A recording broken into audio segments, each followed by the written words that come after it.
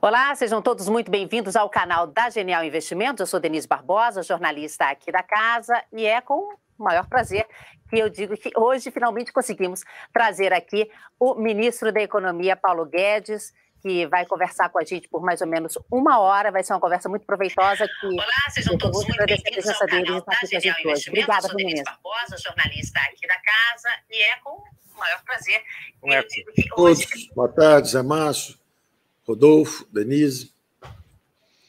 Boa tarde, Paulo. Boa Prazer. Tarde. Vou agora apresentar quem vai me acompanhar aqui nessa conversa com o ministro, CEO da Genial, Rodolfo Richter. Tudo bem, Rodolfo? Tudo ótimo, Denise. Boa tarde, boa noite, ministro. Muito obrigado por ter aceito o nosso convite. E José Márcio Camargo, que é o economista-chefe aqui da casa. Tudo bem, Zé? Tudo bem, Denise? Boa tarde, Rodolfo. Boa tarde, Paulo. Prazer enorme ter você aqui. Muito obrigado por ter aceito o nosso convite. Espero que vamos ter uma boa conversa, uma conversa informal. Aqui é um pouco para ver como é que a gente está pensando aí o Brasil. Joia. Olha só, ministro, então vamos combinar assim, vou passar a bola para o senhor faz uma explanação inicial do que o senhor acha que é destaque, e depois a gente começa a nossa conversa. Então, o senhor pode, falar o que o senhor vê. Porque, na verdade, é o seguinte, a gente está num momento bem interessante, que é o momento que a gente já está vacinando 2 milhões de pessoas por dia, o que é um golaço, que é ótimo para a nossa economia, mas, por outro lado, tem pressão de gasto para tudo que é lado. Então, eu queria que o senhor desse primeiro essa explanação e depois a gente começa a nossa conversa. Acho excelente a sua observação, Denise, porque nos permite começar exatamente por o que está acontecendo na economia e, particularmente, o nosso compromisso com as finanças do país. O nosso compromisso, na verdade, com as futuras gerações. Mesmo durante a pandemia, nós jamais perdemos essa noção do duplo compromisso. Temos compromisso com a saúde da população brasileira, criamos um orçamento de guerra, gastamos 10% do PIB, foi o déficit primário do ano passado, 10,5% do PIB. Agora, entramos nesse ano já um recuo dramático. Esse gasto de 10,5% do PIB cai agora para 1,7% e o ano que vem já é 0,3%. Quer dizer, então, nós mantivemos esse duplo compromisso todo o tempo. De um lado, a saúde do povo brasileiro, de outro lado, o compromisso com as gerações futuras, o compromisso de responsabilidade fiscal. Então, o teto, na verdade, é uma bandeira, é um símbolo, na verdade, um muro de contenção. Enquanto nós não desindexarmos, desvincularmos, desobrigarmos os orçamentos públicos brasileiros, aliás, essa foi uma lição importante. O ano passado, a classe política exerceu com maestria isso, né? Trabalhamos juntos com o Congresso e criamos todas as despesas que eram importantes, o auxílio emergencial, o benefício emergencial, digitalizamos 68 milhões de brasileiros, transferimos rendas para 38 milhões de invisíveis, além dos que já recebiam Bolsa Família, e, ao mesmo tempo, criamos programas de proteção de empregos, que foi o benefício emergencial, protegeu 11 milhões de empregos no mercado formal, também o programa de rolagem para estados e municípios, rolagem de dívida, foi um pacote de 150 bilhões transferindo dinheiro para recursos para estados e municípios que estavam enfrentando o problema na ponta, né? O problema do Covid na ponta. Então, nós gastamos esse recurso, mas os gastos são retráteis, quer dizer, porque nós não deixamos que despesas extraordinárias com a saúde se convertessem em gastos recorrentes, virassem aumentos de salários e coisa desse tipo. Então, nós continuamos muito firmes com esse compromisso e, como você bem disse, qual é a perspectiva, o que nós estamos vivendo, o que estávamos vivendo até 30, 40 dias atrás. Vacinação em massa, aprofundando rapidamente a campanha de vacinação, um retorno seguro ao trabalho, as crianças voltando para a escola, o setor de serviço, os que tinham ficado para trás, todos voltando também, geração de 1 milhão de empregos nos últimos 4 meses do ano passado, mais 1 milhão de empregos nos primeiros 4 meses desse ano, e, de novo, um ritmo acelerado de criação de empregos, os programas todos sendo aprovados rapidamente pela nova base de sustentação parlamentar. Então, fizemos em poucos meses o Banco Central Independente, uma aspiração de 40 anos, os gatilhos fiscais, com a PEC de emergência, depois a lei de falência para ajudar a recuperação das empresas, o novo marco de startups, para não perdermos essa revolução digital que está acontecendo. O Brasil é o 4º maior mercado digital do mundo. Ao mesmo tempo, a privatização de Correios e Eletrobras.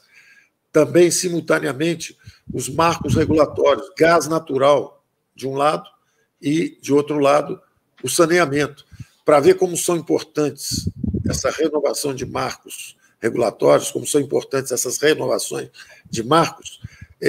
Assim que fizemos o marco de saneamento, vendemos numa sexta-feira, na Bolsa aí em São Paulo, na verdade, que eu digo, o Brasil conseguiu capturar 20 bilhões, o setor financeiro mobilizou 20 bilhões de outorga, com a privatização da SEDAI, 20 bilhões de outorga e 30 bilhões de compromisso de investimento. São 50 bilhões de reais. Isso é 7 vezes um orçamento anual do MDR ou do Ministério de Infraestrutura. Isso mostra que a recuperação econômica virá pelo setor privado. É claro que vai ter um investimento público ali, uma ferrovia, o Tarcísio vendeu 26 aeroportos, ao mesmo tempo 6 terminais portuários, mais uma ferrovia, está fazendo um brilhante trabalho lá. Mas o que eu estou dando um exemplo é da capacidade de alavancagem do setor privado, trilhões parados no mundo inteiro, e nós estamos abrindo esses horizontes de investimento para todos esses recursos do setor privado. Então, nós estamos com uma perspectiva muito interessante. Até 30, 40 dias atrás, o quadro era mais ou menos o seguinte, criando 1 milhão de empregos a cada 3, 4 meses, o PIB crescendo 5,5% esse ano, destravando todos os marcos regulatórios para justamente nós termos uma sustentação do crescimento econômico, dessa retomada.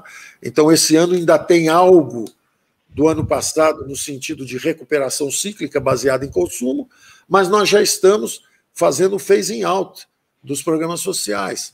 Gradualmente foram sendo renovados, mas com números menores, e, ao mesmo tempo, o crescimento da economia se sustentando através agora dos grandes investimentos em saneamento, setor elétrico, ferrovias. Então, o Brasil está decolando. Num momento como esse, há uma agudização e uma agudização dos combates políticos e uma antecipação das eleições. Isso para o Brasil, eu já durante a pandemia, eu tinha lamentado que muita gente estivesse subindo em cadáveres para fazer política. Você, no meio de uma pandemia, começar disputas políticas que são disfuncionais, porque nós estamos numa democracia, quem ganha a eleição tem o direito de governar, você pega a senha, vai para a próxima eleição e ganha a próxima. Mas nós não estamos conseguindo interromper esse ciclo de agudização dos confrontos políticos. Então, eu vou até ficar por aqui, para a gente começar a entrar na conversa mais informal, mas dizendo o seguinte, existe uma realidade, existem os fundamentos fiscais que estão sendo recuperados. Nós estamos fazendo um trabalho acelerado, desinvestimos 220 bilhões de companhias subsidiárias antes de entrar em Eletrobras, Correios, que agora são as grandes empresas, desalavancamos em mais de 250 bilhões bancos públicos, democratizando o acesso ao mercado de crédito, porque 48% do crédito nessa recuperação econômica nunca tinha acontecido antes. 48% do crédito para pequena e média empresa. Em vez de renovar os campeões nacionais, você economiza 10 bilhões quando não renova um campeão nacional, desalavanca o banco em 5 e, ao mesmo tempo, expande em 5, universalizando o acesso ao crédito para pequena e média empresa. Então, nós realmente estamos com um crescimento bastante vigoroso, criando empregos em todos os setores, em todas as regiões do país, e a economia voltando. E na hora que ela está voltando, você dispara as reformas. Uma para reativar o investimento, são esses marcos fiscais. A outra para impedir que aumentos temporários setoriais de preço virem aumentos permanentes. É o Banco Central Independente. Então, nós estamos fazendo uma sequência de reformas importantes. No momento em que nós estamos avançando, há uma agudização do conflito político. De um lado, eu confio muito na democracia e nas nossas instituições. Agora, alguns atores estão se excedendo. Isso para todo lado. Tem um ex-deputado que ameaça lá o Supremo, aí o Supremo também começa a quebrar sigilo, a prender pessoas, quer dizer, você começa a entrar num regime estranho. Aí começa, o presidente está governando, você trombava em escândalos de corrupção em cada esquina. Hoje você tem que fazer uma CPI enorme que começa com vacina, já está em fake news, ela está procurando, é uma caçada até achar, mas aí o presidente reage também, dizendo, peraí, vocês querem ganhar a eleição do tapa? Então, está havendo uma agudização, os atores, às vezes, cometem excesso, nós somos humanos, todos nós erramos. Agora, quando a gente erra, as instituições nos reparam, nos colocam de novo no lugar. Então, eu espero que haja essa pacificação aí na frente, e em vez de viver os fundamentos, que estão mostrando uma forte recuperação da economia, e estão apontando para a retomada do crescimento, e estão apontando para os investimentos, nós estamos sendo capturados por uma psicologia de sabotagem por alguns, de derrotismo por outros, de agudização política e militância por outros, de desespero também por outros, que estão sentindo, que estão sendo acuados, talvez injustamente. Ora, estamos a um ano das eleições. Podem fazer os movimentos políticos, mas vamos viver essa realidade de fundamentos. O que está havendo, na verdade, é uma guerra de narrativas, onde, de um lado, parece que já está tudo resolvido, que não é verdade, agora, de outro lado, parece que tem um governo que só faz coisa errada, que não está cuidando da população, o que também não é verdade. Ministro, o senhor falou sobre a antecipação das eleições e como isso está trazendo alguma poluição, digamos assim, para o cenário econômico, em vez de a gente focar nos números que estariam sendo positivos. A gente também tem números que estão negativos, como a inflação, a gente tem pressão de gastos e a gente tem uma insegurança muito grande dos mercados. Essa semana nós vimos quedas fortes no mercado financeiro por causa da insegurança fiscal. O medo, grosso modo, é que o parcelamento dos precatórios, que está na PEC dos precatórios, possa abrir um espaço no orçamento que vai ser ocupado não apenas pelo parcelamento, mas por outros tipos de gastos, como aumento de salário ou gastos das emendas dos parlamentares. O senhor acha que o governo tem como garantir, através de uma articulação com sua base, de que isso não vai acontecer? Nós estamos aqui para isso, né, Denise? O que acontece? Se você observar, quando o acordo político ficou maior que o orçamento, ameaçando o teto de gasto, tudo isso, qual foi a nossa reação no início do ano? Dissemos o seguinte: o acordo político tem que caber no orçamento, senão o orçamento fica inexequível. Foi o que eu disse lá. Nós respeitamos os acordos políticos, nós consideramos isso uma parte integral da democracia. Os acordos de orçamento, essas emendas impositivas, são ferramentas legítimas, perfeitas. Acoplar as emendas impositivas dentro do orçamento, isso foi feito, inclusive, para garantir que o orçamento reflita a representatividade de quem teve voto. É uma participação, é uma fabricação de orçamentos conjunta. O governo e sua base tentando colocar as emendas dentro dos programas. Só que estava muito grande.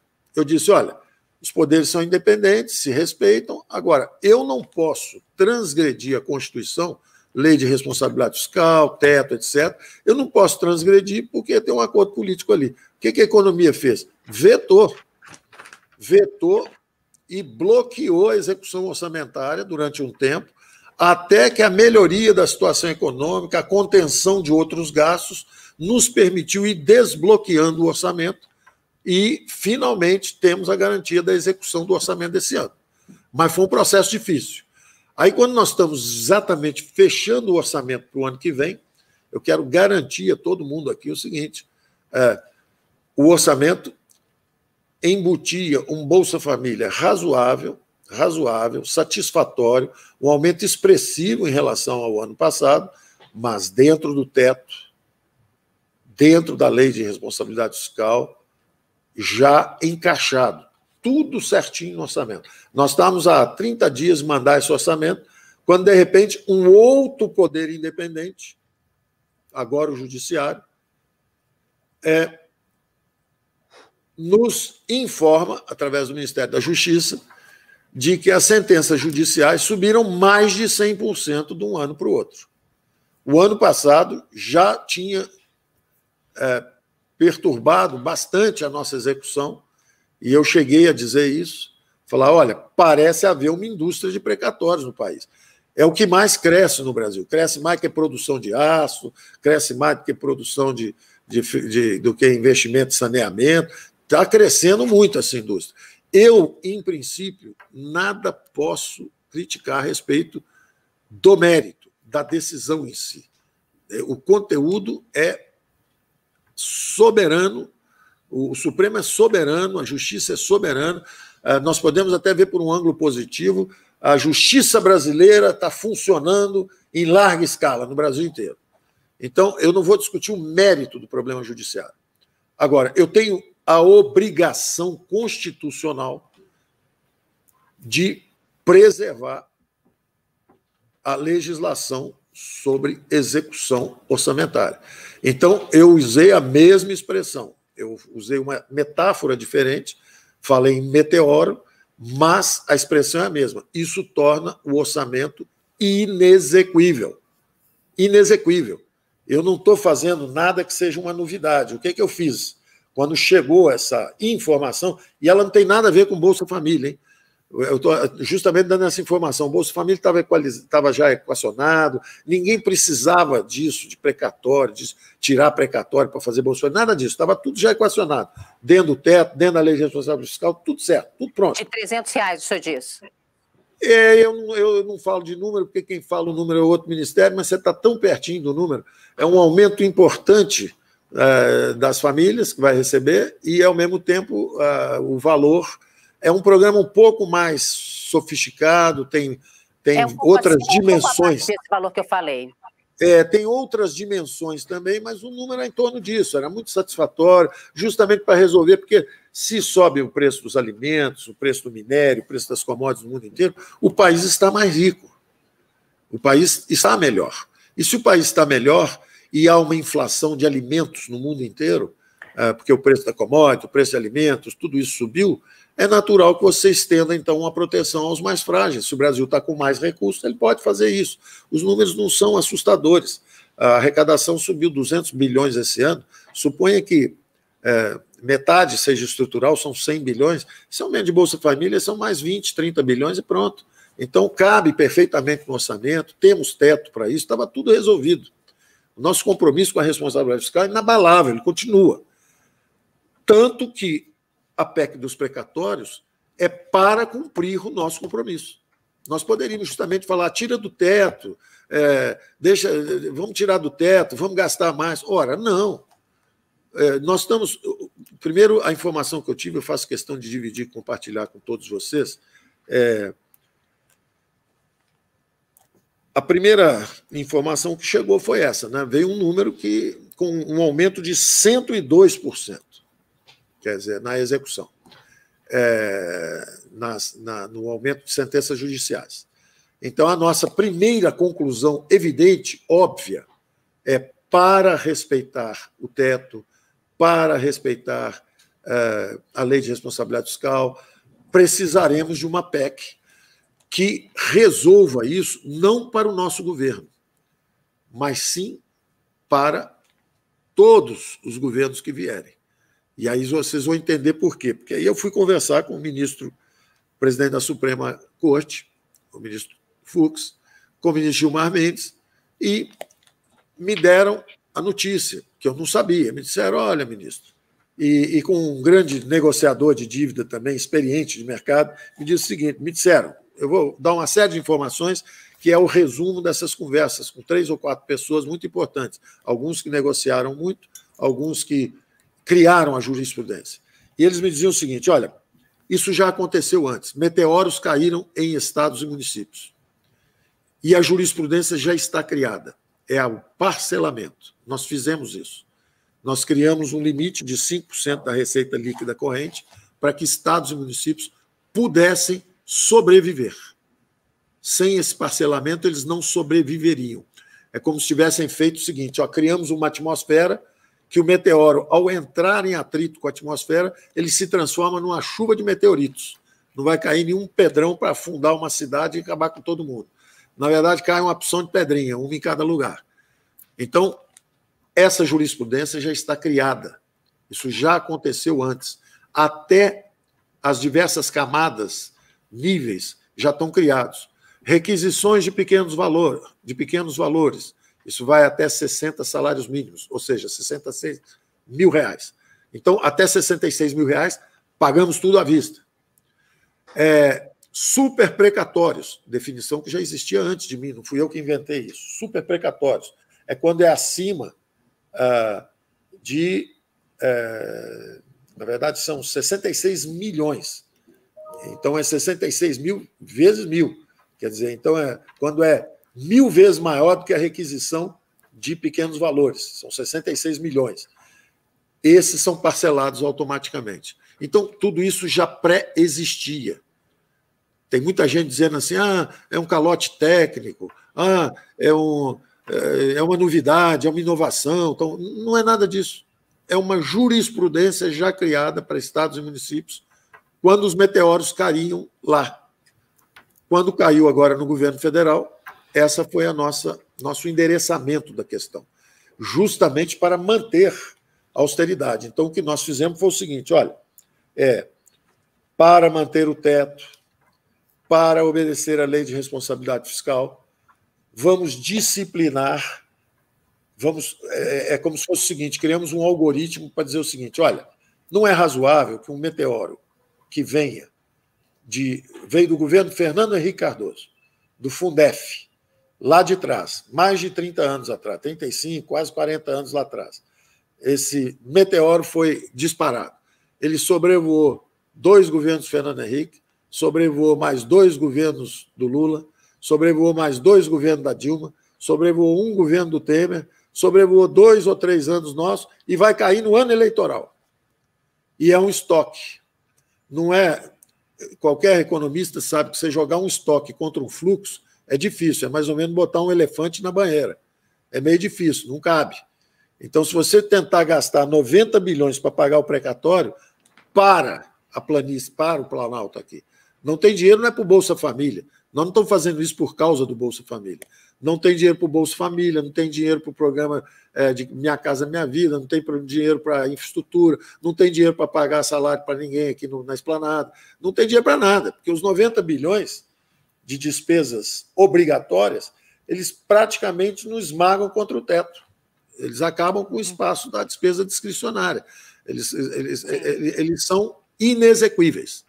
Então, eu estou simplesmente exercendo o mandato constitucional que me foi conferido, que é o seguinte, o senhor está pago para não deixar explodirem a República Federativa do Brasil. O senhor tem que obedecer à lei de responsabilidade fiscal e o senhor tem que obedecer ao teto, a menos que faça uma PEC para tirar do teto. O que seria pior para o mercado? Você tirar do teto e falar assim, não, precatório pode vir 250 mil ano que vem, não tem problema nenhum. No outro ano, se vier 360, também não tem problema nenhum. Ou é melhor criar uma previsibilidade? Dizer o seguinte, olha, agora vai ser 50 num ano, 52 no outro, 54 no outro, porque tudo que exceder está automaticamente alongado. Por outro lado, nós dizíamos... Bom, isso é outra pergunta que certamente vai surgir, deixa para frente. Então, eu só quero que fique claro que a PEC dos precatórios é justamente um esforço para exercer a disciplina fiscal, para manter o compromisso. Paulo, primeiro é uma questão matemática, né? Não cabe dentro do orçamento. Então, havia discussão se você parcelava ou até se você tirava esses precatórios da conta do teto, né? O que eu acho que seria muito pior. Então, essa solução que você está caminhando nos parece ser a mais adequada e não tem jeito, é a realidade que a gente passa hoje em dia. Queria também passar aqui e parabenizá-lo aí por todas as reformas que foram realizadas no Brasil nos últimos 2 anos, né? Muita coisa foi feita que o mercado sempre demandou e eu acho que o Brasil realmente tem tudo para decolar. Mas tem agora a reforma tributária. A reforma tributária também está gerando bastante ruído, né? Porque, obviamente, ninguém quer... existe uma situação, todo mundo quer pagar o menos possível de imposto, né? E existe uma realocação, vamos dizer assim, de cobrança do imposto na proposta. E é lobby para tudo quanto é lado nesse negócio. E isso gera também bastante ruído. Qual é a sua visão aí da reforma tributária? O que você acha que é essencial nessa reforma? E hoje a gente viu até o presidente falando que vai ter que fazer a reforma que for possível e tudo. O que é uma reforma possível tributária? Excelente pergunta, Rodolfo. E é interessante isso, né? Realmente nós fizemos, você disse, e é verdade, nós fizemos coisas que estavam paradas. A reforma da Previdência foi difícil e foi um marco.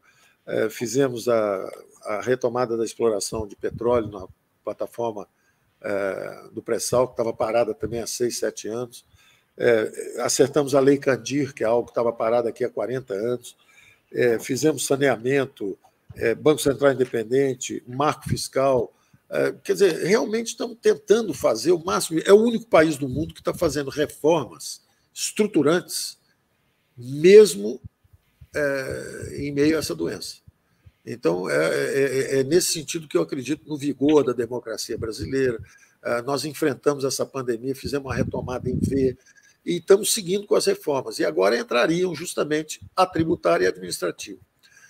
A administrativa, nós já conseguimos algo que eu mencionei antes. Bom, deixa eu ir direto para a tributária, depois a gente fala então da administrativa, se alguém perguntar. Vamos para a tributária. A tributária, de novo, eu estou seguindo o que são as melhores práticas no mundo.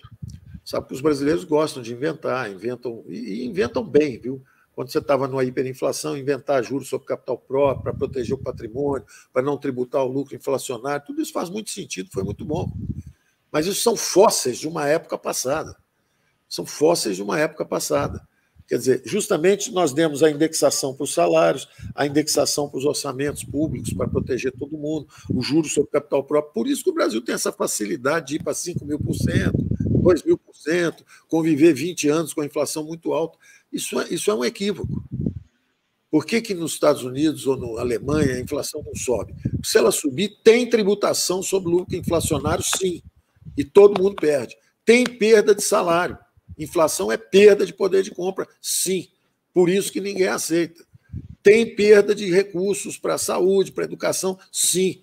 Por isso que ninguém aceita. A inflação é baixa nesse país porque não existem essas jabuticabas que nos permitem aliviar quem tem capacidade de proteção.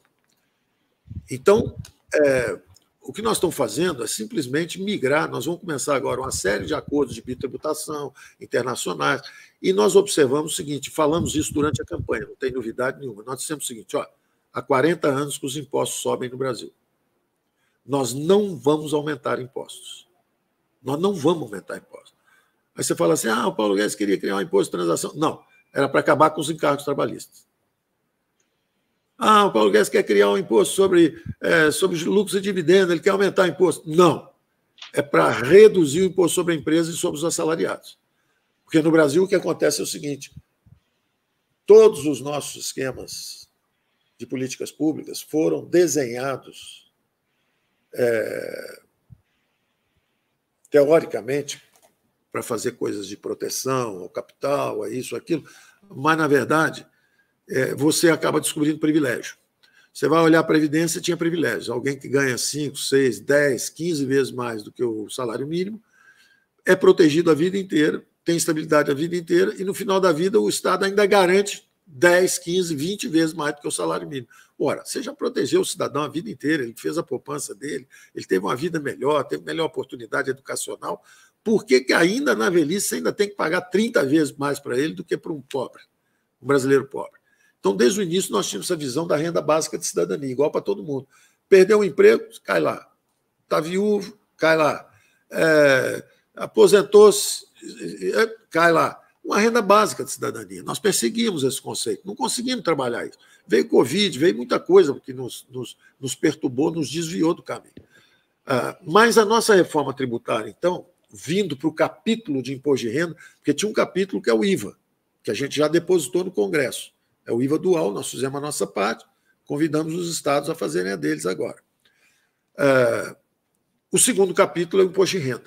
Criamos esse segundo capítulo e ele é muito simples. Há 40 anos que os impostos sobem no Brasil, o corporate tax sobe no Brasil, e há 40 anos que o corporate tax cai no mundo. O Reagan que no período, junto com a Thatcher, eram considerados liberais, radicais, etc., o Reagan baixou os impostos para 35%. Isso foi considerado um negócio radical, baixar para 35%, porque os impostos eram 45%, 44%, 50% sobre empresas. O que aconteceu ao longo dos últimos 40 anos, do Reagan até hoje? A alíquota média de corporate tax da OCDE caiu para 23,5%, 22%, 23%, nos Estados Unidos é 21,5%. Enquanto isso, o Brasil foi para 40% em cima do setor financeiro, 34% em cima dos outros setores. Quer dizer, nós fomos subindo, nós estamos na contramão. Então, qual é a nossa reforma em essência? Vamos tributar os donos afluentes, ou seja, se o dinheiro sair, se ele for para a pessoa física, você tributa modestamente, só 20%. O seu funcionário paga, às vezes, 27,5% de imposto de renda. E o dono vai pagar só 20%. O dono, naturalmente, vai dizer, não, mas eu já paguei na empresa. E a nossa resposta é o seguinte, nós não queremos que você pague na empresa.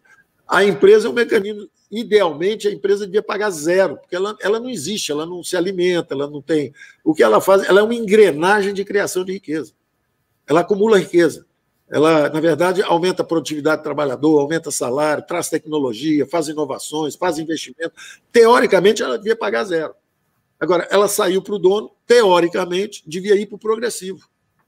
Não interessa se é aluguel de condomínio, de salas comerciais, não interessa se é renda da terra, não interessa se é bônus, se é salário de super executivo ou se é dividendo. Vai para o progressivo, tem tecnologia para fazer isso, tem tudo para fazer. Nem isso eu estou fazendo um negócio muito modesto. Todos os impostos sobre lucros e dividendos na OCDE vão entre 20% e 40%. O Brasil, a Estônia e a Letônia, zero. Eu estou pedindo para botar só em 20%, no nível mais baixo possível. 20%, só 20%. Em compensação, estamos pegando as empresas e estamos puxando de 34% para 20%, ia 22,5%. Aí começaram essas negociações, aí falta aqui, puxa para lá, mas não pode ser menos do que 10% de queda.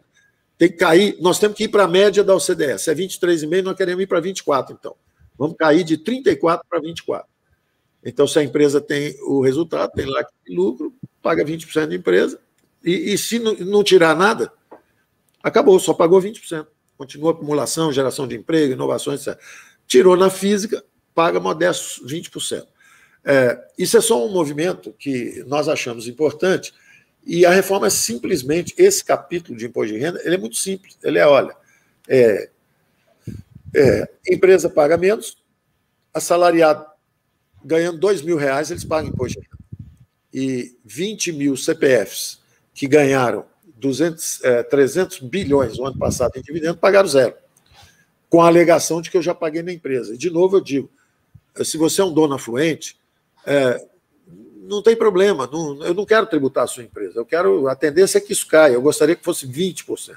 Eu gostaria de todo esse aumento de arrecadação que estiver no futuro, se nós começarmos a crescer, no ano seguinte a gente baixa mais 1,5%, até cair em 20%. Quando tiver em 20%, qualquer imposto acima de 20% para mim é exorbitante, porque 20% é o quinto dos infernos, que o Tiradentes morreu na tentativa de salvar o Brasil do quinto dos infernos, tá certo?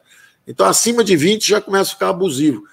O Chile praticou durante muitos anos, a tributação ficou em 18% do PIB, 20%, e foi o país que mais cresceu na América Latina, durante todo esse período. E foi o país que mais fez políticas públicas bem focalizadas.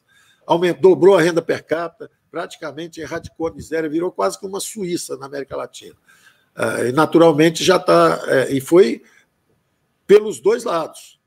Os economistas de Chicago fizeram as reformas, entraram os economistas social-democratas depois com a redemocratização e continuaram a aprofundar as reformas.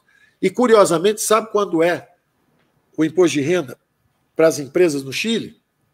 Você vê que eles conseguem melhorar no tempo, 10%. Agora, sabe quanto é sobre dividendos? 40%.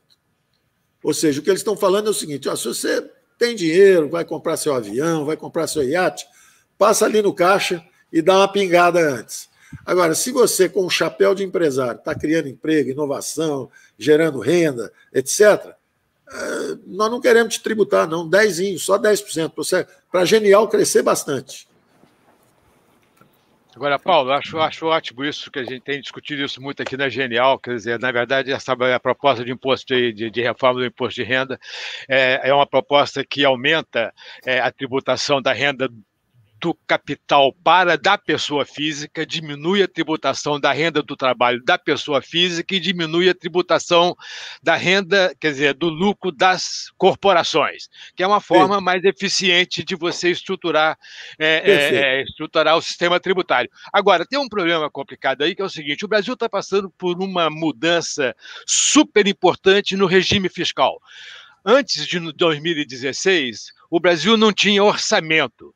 Não existia orçamento. As pessoas, assim, o governo brasileiro simplesmente gastava e depois via lá como é que ia financiar esse negócio aí. O orçamento era uma peça de ficção. Quando a gente introduziu o teto do gasto, nós criamos um orçamento para o governo brasileiro. Quando a gente muda o regime fiscal, quer dizer, quando você muda o regime, vai ter sempre alguém do regime que ganhava no regime anterior que fica querendo furar o regime novo e destruir o regime novo. É isso que a gente está vivendo nesse momento. A cada momento, tá certo, tem alguém querendo destruir o novo regime que foi introduzido com a introdução do teto do gasto. É muito importante, em momentos como esse, evitar a incerteza. E o que está acontecendo nesse momento é que a gente está criando muita incerteza. Você tem. Vou dar um exemplo concreto, né? Quer dizer, nós temos aí um programa um novo programa de transferência de renda, o Auxílio Brasil. Mas não tem quanto é que vai custar esse programa. Tá certo? Isso cria um espaço para que tem sempre gente querendo furar o teto. Não, vamos fazer, vamos acontecer. É muito importante, na minha avaliação, deixar claro quanto vai gastar cada reforma dessa. No imposto de renda, a mesma coisa. Vai ter uma redução de carga tributária? Não vai ter uma redução de carga tributária? Quanto que vai reduzir de arrecadação? Vai gerar problemas no futuro? Essa discussão precisa de ficar mais clara, o ministro. Então, eu acho o seguinte, eu acho que vocês precisam, na minha avaliação, eu posso estar enganado, mas eu tenho a impressão que está faltando um pouco de clarear os resultados desses processos. Eu acho que, por exemplo, a proposta de reforma do imposto de renda tem grandes vantagens. O novo Auxílio Brasil é extremamente importante. Acho, por exemplo, que ter um voucher para a creche absolutamente fundamental. Eu sempre defendi isso, você sabe disso, na minha vida profissional, eu sempre defendi, tá certo, que é uma coisa super importante. Agora, é importante dizer quanto vai custar e que está dentro do teto, ponto. Porque isso é uma coisa que diminui essa volatilidade que a gente tem aí quando o risco fiscal começa a aumentar. E isso tem muito a ver com o fato de que tem muita gente querendo furar o teto. Tem muita gente querendo voltar ao regime anterior, onde era muito fácil, porque não tinha orçamento. Como não tem orçamento, quem tem poder pega o dinheirinho e leva para casa, tá certo? Então, eu acho que seria muito interessante ter mais clareza em relação a essa questão de quanto vai custar cada programa. Acho que o mercado não está conseguindo fazer a conta, né, Paulo? Exatamente. Você está certíssimo, Zé Márcio. Você sabe que nós não somos particularmente muito capazes no negócio de comunicação, né? Você sabe que se tem um ponto forte nosso, não é comunicação, concorda? Além disso, você imagina com essa banda política toda tocando. Tem a turma do fura-teto de um lado, tem a turma do derruba governo e caça presidente do outro lado. Não interessa se a razão é desde soltar pipa, não vacinar a gente, qualquer razão é razão para pegar o presidente. Então, é um barulho infernal, ensurdecedor. O presidente gosta, ele é uma pessoa legal, bom humor, torcedor do Palmeiras, agora chamar para uma briga, ele gosta de uma briga também, briga com ele mesmo. Então, essa barulheira toda, a turma já é ruim de comunicação. A turma que está do lado de lá com o microfone faz questão de distorcer a narrativa. Fica difícil chegar a algum som do lado de lá, entendeu? Por isso que é importante o senhor chegar e se colocar e deixar o mercado mais tranquilo. Então, aproveita essa oportunidade. Sim, então. Mas olha só, mas é porque quando você acerta tudo, está tudo certo, o meteoro cai. Entendeu? Então está tudo certinho. Na hora que você vai falar, você leva um tempinho, na hora que você vai falar, está tudo bem, economia decolando, tudo dando certo. Aí você vai, na semana, nós acabamos de preparar o orçamento, 3 dias depois chegou a bomba. Assim, acabou o orçamento, tudo direitinho, conseguimos botar dentro do teto, certinho, incluindo mais tantos milhões de pessoas, aumentou o número de famílias, foi satisfatório o número. É maior o reajuste do que foi o aumento dos alimentos, material de construção, foi bem mais do que isso. Está tudo certo, vamos anunciar. Aí, de repente, o que aconteceu? 90 bilhões. Não é possível, 96 é o nosso orçamento. Como é que pode ser 90? Não é possível um negócio desse. O que é isso? Isso é um absurdo. Como é que é? Vamos conversar. Aí começa a confusão de novo. Quando a gente sai... Aí, quando você vai fazer a PEC do precatório, aí liga um cara que comprou com 10% do deságio, está disposto a vender a qualquer preço, e aí liga o cara e fala, calote. Você fala, não, rapaz, eu quero garantir que você vai receber. É o contrário, não tem calote nenhum. Fura o teto hoje, que aí você resolve. Eu falo, não, se eu gastar 90 bi hoje, tem um economista conhecido nosso que falou que tem que emitir 90 bi. Você paga na hora, não tem problema nenhum. Seria ter uma boa política. É um economista amigo nosso.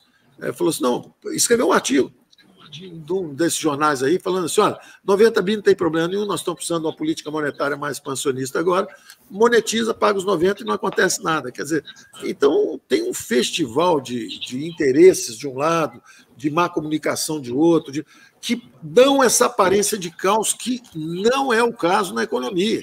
Na economia você está vendo o déficit cair de 10,5 para 1,7 para 0,3. É o que vai acontecer. Ao mesmo tempo, o Bolsa Família está dentro do teto, tudo direitinho. Veio o meteoro, nós disparamos o míssil, tem que pulverizar esse meteoro, porque senão não tem governo. Vai ser confuso. Ministro, por que deixar até claro... hoje vocês não falaram de quanto vai ser o Auxílio Brasil? Pois é, tem que deixar claro quanto vai custar o Auxílio Brasil. Isso é muito importante. Quem fala sobre isso é o ministro João Roma. Eu não posso ficar falando essas coisas. Você não precisa falar, mas você pode falar com o ministro João Roma, tá certo? Que é importante para a política econômica, é importante que fique claro qual é o valor do Auxílio Brasil, que o programa a gente já falou tantas vezes que tem que chegar a 300, tem que chegar a 300. Mas... Todo mundo já entendeu. 300 custa 30 bi, a gente já estava com isso no orçamento. Quando chega realmente o meteoro, ele não inviabiliza só isso. Ele inviabiliza até o Bolsa Família em si, não é o aumento do Bolsa Família, não. Mas, ministro, o presidente falou pelo menos 50%, que seria pelo menos 300, é daí para cima, né? Olha, 50%, o Bolsa Família médio era 176, uma coisa assim, 180. Que com 90 dá 270. Então, pelo menos 50% é 270. 300 já é para lá de Marrakech e já chegou lá, parece. Mas eu não posso falar esses números, porque, inclusive, tinha um outro componente, e aí é outro foco de confusão também, virou uma confusão danada de fundo, de precatório, de fundo disso, fundo daquilo. Tinha um outro componente que nós estávamos... Isso que o José Márcio falou sobre orçamentos é muito importante. O que acontece é o seguinte: o Brasil, num futuro próximo, para os senhores terem noção, o presidente da Câmara, deputado Arthur Lira, queria ir avante com essa proposta já para esse ano. Aquela desindexação, desvinculação e desobrigação. A experiência do ano passado foi muito importante, porque ela mostrou o seguinte: quando a classe política assume o controle dos orçamentos, não é só a pressão para gastar. A pressão para gastar é fácil. Aprovar o Fundeb sem fonte, aprovar o ICMS, aí, 200 bilhões. Olha o que aconteceu nos últimos meses, né? Aconteceu lá atrás. Né? Nós transferimos 150 bilhões para estados e municípios durante a crise do Covid, nós transferimos 260 bilhões de Fundeb, nós acertamos a Lei Candir. Isso aí dá quase meio trilhão. Agora, é tudo distribuído no tempo e não tinha fonte. Então, realmente, o executivo fica numa função muito difícil, porque os outros poderes têm esse direito de criar, sejam as sentenças judiciais de um lado, que têm que ser executadas, por um lado, sejam a desoneração para 17 setores, seja o Fundeb. Eles têm esse direito de criar despesas sem dizer de onde vem o recurso. Ora, quando esse número cai muito forte em cima de quem é responsável pela execução, você tem que dizer o seguinte, inexequível. Aí você fala, bom, mas diz aí qual é o número. Aí a gente fala, está calculado e o número será esse. Quando vê o negócio do precatório, cria essa confusão. Então, nós temos que ser muito claros, dizer assim, olha, eu já tinha os 30 no orçamento. É o precatório que está errado. Eu preciso atacar diretamente esse foco. Da mesma forma que tinha um descontrole sobre previdência, nós atacamos. Tinha um descontrole sobre juros, nós atacamos, desalavancando bancos públicos, privatizando, reduzindo a dívida PIB no primeiro ano de 75,3 para 74,3, reduzindo o déficit primário de 2 para 1. Você tem que atacar diretamente. Salários de funcionalismo, nós travamos 2 anos, cortamos 160 bilhões, nenhuma reforma administrativa daria isso. Fizemos uma outra reforma, agora vem a administrativa, com mais 300 bilhões, se o coeficiente de reposição for 70. Para cada 100 funcionários que se aposentam, você contrata 70. Nós estamos contratando 26.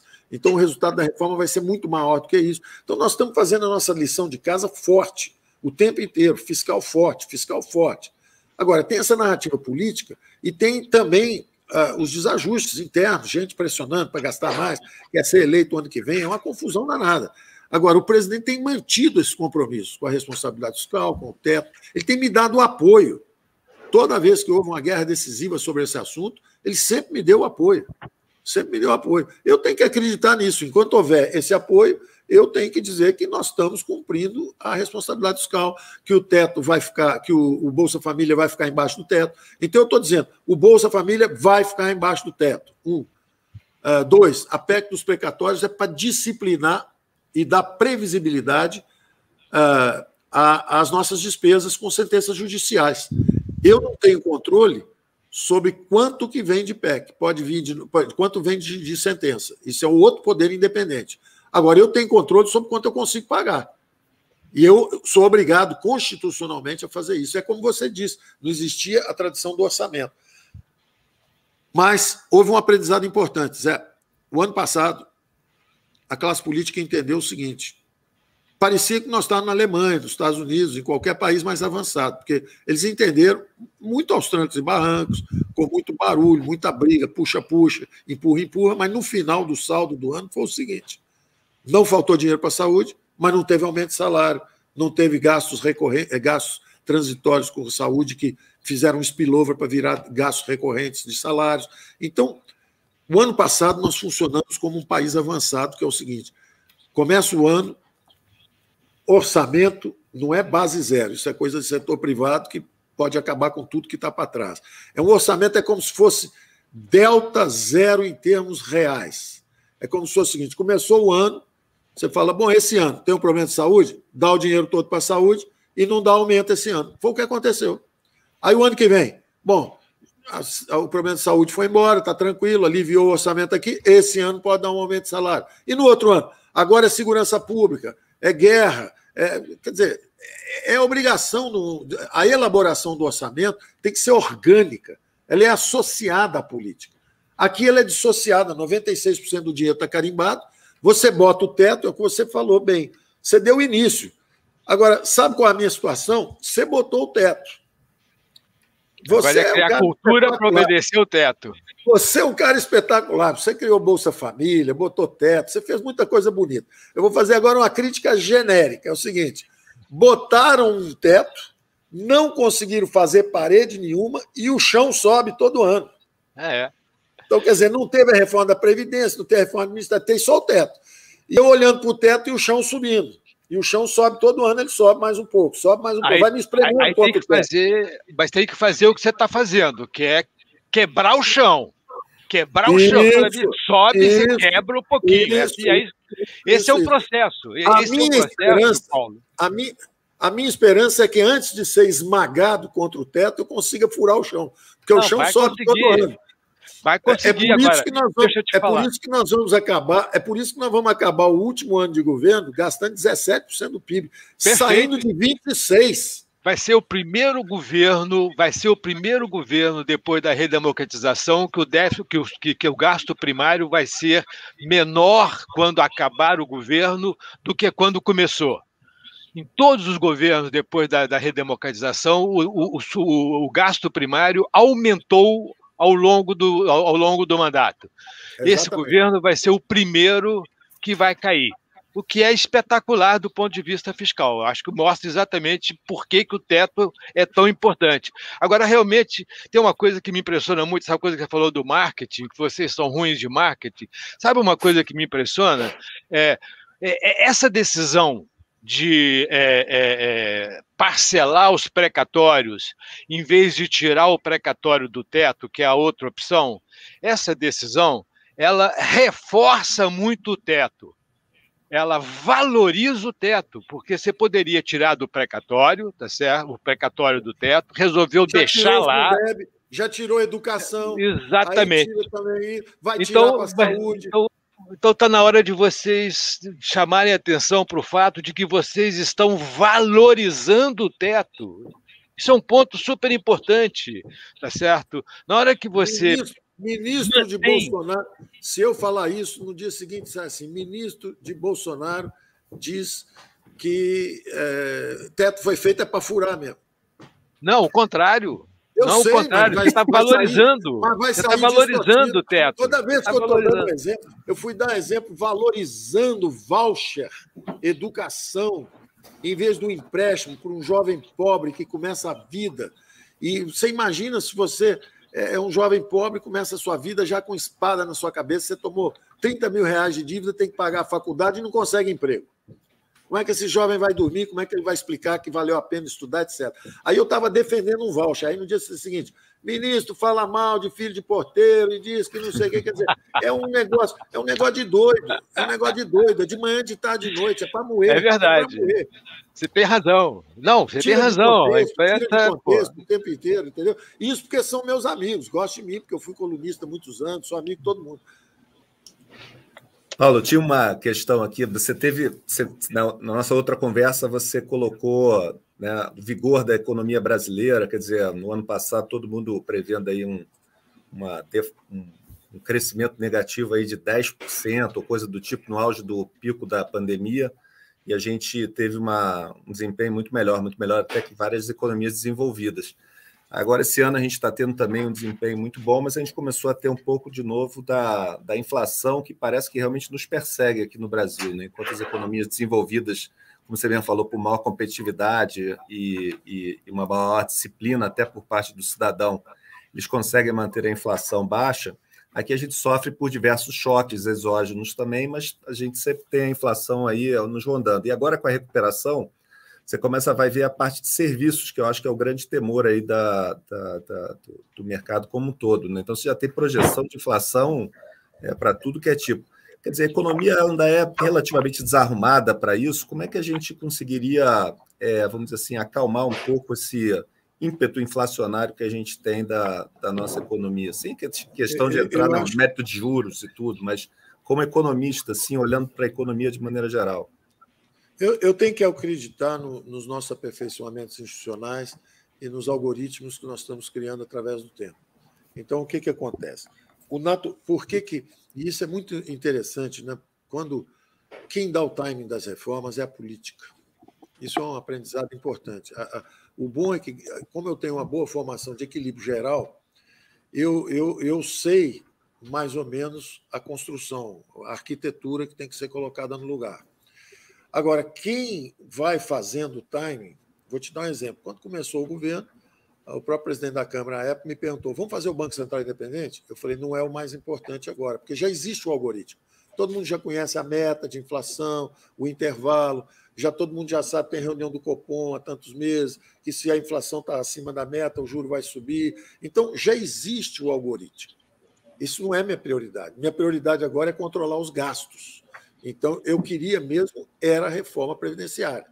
E aí o presidente da Câmara me disse, você não vai conseguir. O seu presidente não é a favor e o Michel Temer era a favor. O Michel Temer queria uma de 300 ou 400, você está querendo uma de 1 trilhão. Vocês não têm sustentação parlamentar e o Michel tinha. Se ele não conseguiu, como é que vocês vão conseguir? Eu falei, porque é a hora. Agora é a hora. Nós estamos na beirada do vulcão. Então, agora todo mundo vai fazer. Você viu que foi 1 milhão de pessoas para a rua para botar a reforma no lugar. Da mesma forma, é a política. Então, nós temos que, com essa formação de equilíbrio geral, cada hora você vê uma brecha, você coloca a peça lá. Agora que essa inflação começou a subir, ela começou setorialmente.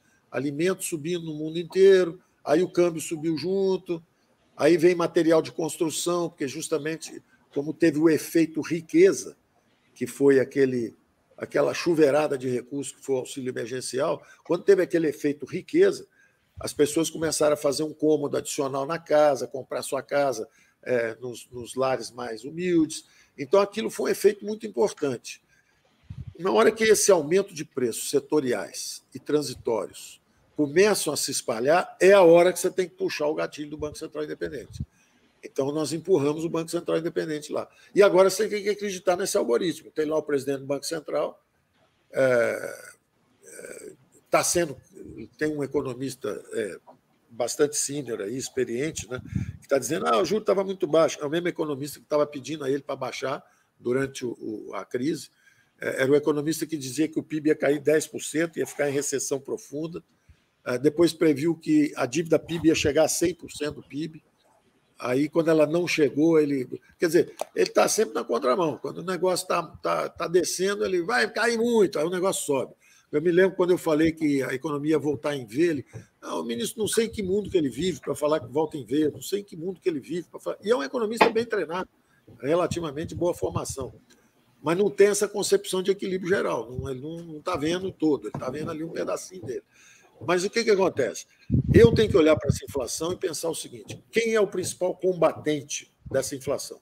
De um lado, o nosso equilíbrio fiscal. E nós estamos fazendo nossa parte para justamente impedir a dominância fiscal, que é a ameaça. Eu sou alguém que defende essa estrutura fiscal, essa mudança de regime, há mais de 40 anos. Vocês sabem disso, nós trabalhamos juntos lá atrás.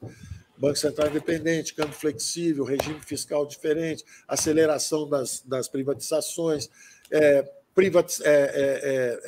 regime de capitalização para a Previdência Social. Quer dizer, todo mundo que tem boa formação sabe a configuração de equilíbrio geral que tem que ter. Agora, quem dá o timing das reformas é a política. Então, o principal ator agora é o monetário e o fiscal. Aprovamos o Banco Central Independente, aprovamos os gatilhos fiscais, reduzimos as despesas primárias de 26 para 19 e vamos cair para 17 em 2 anos. Então, isso é o nosso papel, do lado de cá. Agora, vamos usar instrumentos auxiliares. Primeiro instrumento auxiliar, que eu estou numa briga aí danada. Eu quero baixar a tarifa externa comum do Mercosul. É a hora de você abrir a economia nessa hora, na hora que começa a confusão. Está todo mundo correndo para cima da soja, do arroz, do milho, deixa eu importar também alimento. Tá a Argentina aí do lado, tem trigo, tem milho, tem soja, manda para cá também. Em vez de mandar para a China, que é caro o transporte, manda aqui para o lado, que é mais baratinho, e a gente compra também. Então, quero reduzir 10% as tarifas de importação. Eu queria fazer um primeiro movimento de 10%, depois um segundo movimento de mais 10%. Se eu conseguir fazer isso, eu travo essa alta de preço. Porque na mesma hora você pode trazer um pouco de aço, um pouco de cimento, um pouco de trigo, um pouco de milho, um pouco de... Você começa a hora de abrir a economia quando tem essa pressão de demanda forte e a oferta ainda não respondeu. Você vai começar a pressionar o déficit de transações correntes, você então acomoda isso com um preço um pouquinho mais baixo. Com isso, você já dá uma travada boa. Segunda ferramenta importante. Então, isso aí eu estava ontem na reunião. Eu estou pressionando, estou brigando com a Argentina no Mercosul.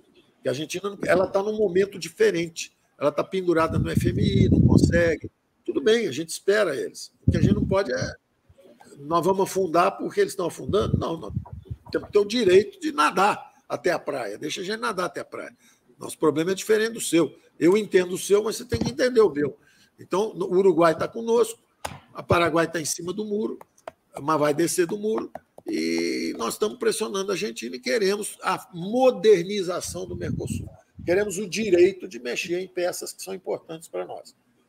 Tem uma série de razões técnicas de por que isso tem que ser feito. O Mercosul está perdendo importância. Já foi 18% do nosso corrente de comércio e hoje está em 6%. É um terço do que já foi.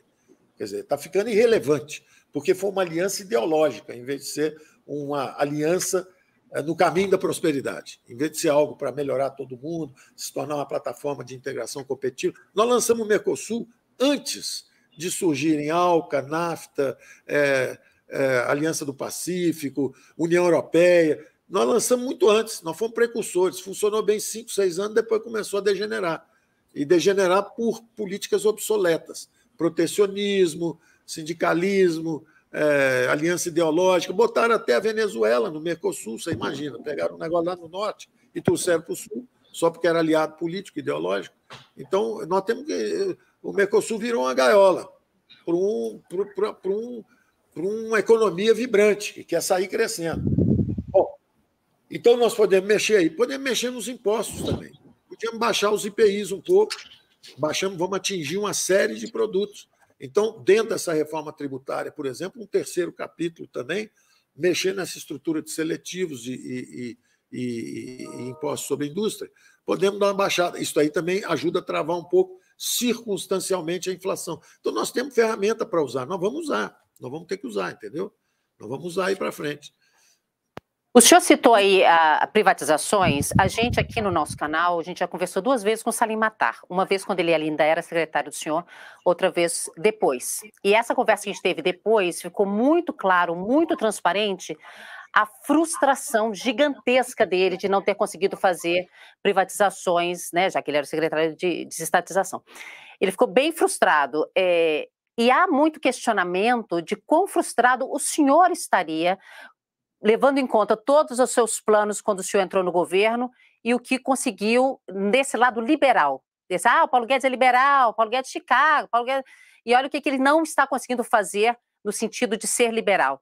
Como é que o senhor lida com essa frustração? A frustração é enorme, Denise. Ela é enorme, mas ela é menor do que o senso de responsabilidade. O senso de responsabilidade é saber que, por circunstâncias, foi uma aliança de liberais e conservadores. O presidente me deu apoio. Ele fala toda hora. Ele fala: se o ministro conseguir, tem que ver com a reforma possível. Ele falou isso na Previdenciária. Ele falou: não sei se é possível ou não, mas se for possível, tomara que ele dê certo. Agora mesmo ele está falando: a reforma tributária boa é que for possível. Vê aí o que você pode fazer. Porque isso é como se fosse o seguinte. Ele está no papel, ele fez o papel dele de vencer uma eleição muito difícil contra uma hegemonia de centro-esquerda de 30 anos. Então, ele conseguiu, de certa forma, mobilizar valores que diziam: olha, esse modelo de política com o governo central acabou virando uma política de cooptação, teve esses escândalos todos de mensalão, petrolão. Então, ele falou: olha, essas alianças aí, elas não são orgânicas, né? Elas são aliança. Você tem um partido de direita apoiando um governo de esquerda que não privatiza, mas porque ele recebeu o mensalão. Isso foi basicamente a denúncia que o Roberto Jefferson tinha feito ao Zé Disseu naquela época. Quer dizer, não tem nada orgânico aí, é uma aliança de conveniência. O presidente veio nessa tentativa de mudar esse modelo e eu acho que mudou a política no Brasil. Sinceramente, eu não vi ainda. Deve ter, pode ter, porque são anos, décadas aí, deve ter alguma coisa acontecendo. Agora, não há um apoio explícito de governo, nem ninguém fez nenhuma proposta indecente para mim. Eu acho que não há clima. O senhor fala que mudou no sentido de não ter casos de corrupção, né? Porque agora, com a chegada do Centrão, aquilo da velha política, da nova política, ficou meio... Eu quis dizer exatamente o seguinte: existe o modelo político. Você sabe que há muitas acusações. O PT acusou muito o PSDB de ter comprado a emenda de reeleição. Compraram a emenda de reeleição. E diziam também que fizeram a privatização do limite da irresponsabilidade. Os modelos de concessões são deficientes, nós estamos vendo agora, são deficientes. Foram feitos em cima de fundo de pensão, e aí eles continuam agindo dentro das empresas estatais o tempo inteiro, porque quando o PT chegou, ocupou esses fundos de pensão e continuou até a mexer na presidência da Vale do Rio Doce. Então, teve muita coisa também. Olhada à distância, parece que tudo foi bonito e que só o presente é que é fedorento. Mas, na verdade, o negócio sempre fedeu e nós achamos que politicamente está fedendo menos, do ponto de vista de modelos. Agora, naturalmente, quem está fora do poder vai arrumar outra justificativa agora.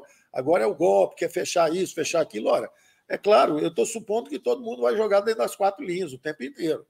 Eu acredito que nós somos uma democracia vibrante, que as instituições estão funcionando, e o que você observa, às vezes, são excessos. Há excessos aqui e ali. Agora, voltando para a privatização e para o Salim. Voltando para a privatização e para o Salim. Então, eu dizia o seguinte, a frustração é enorme, nós todos, mas não... veja,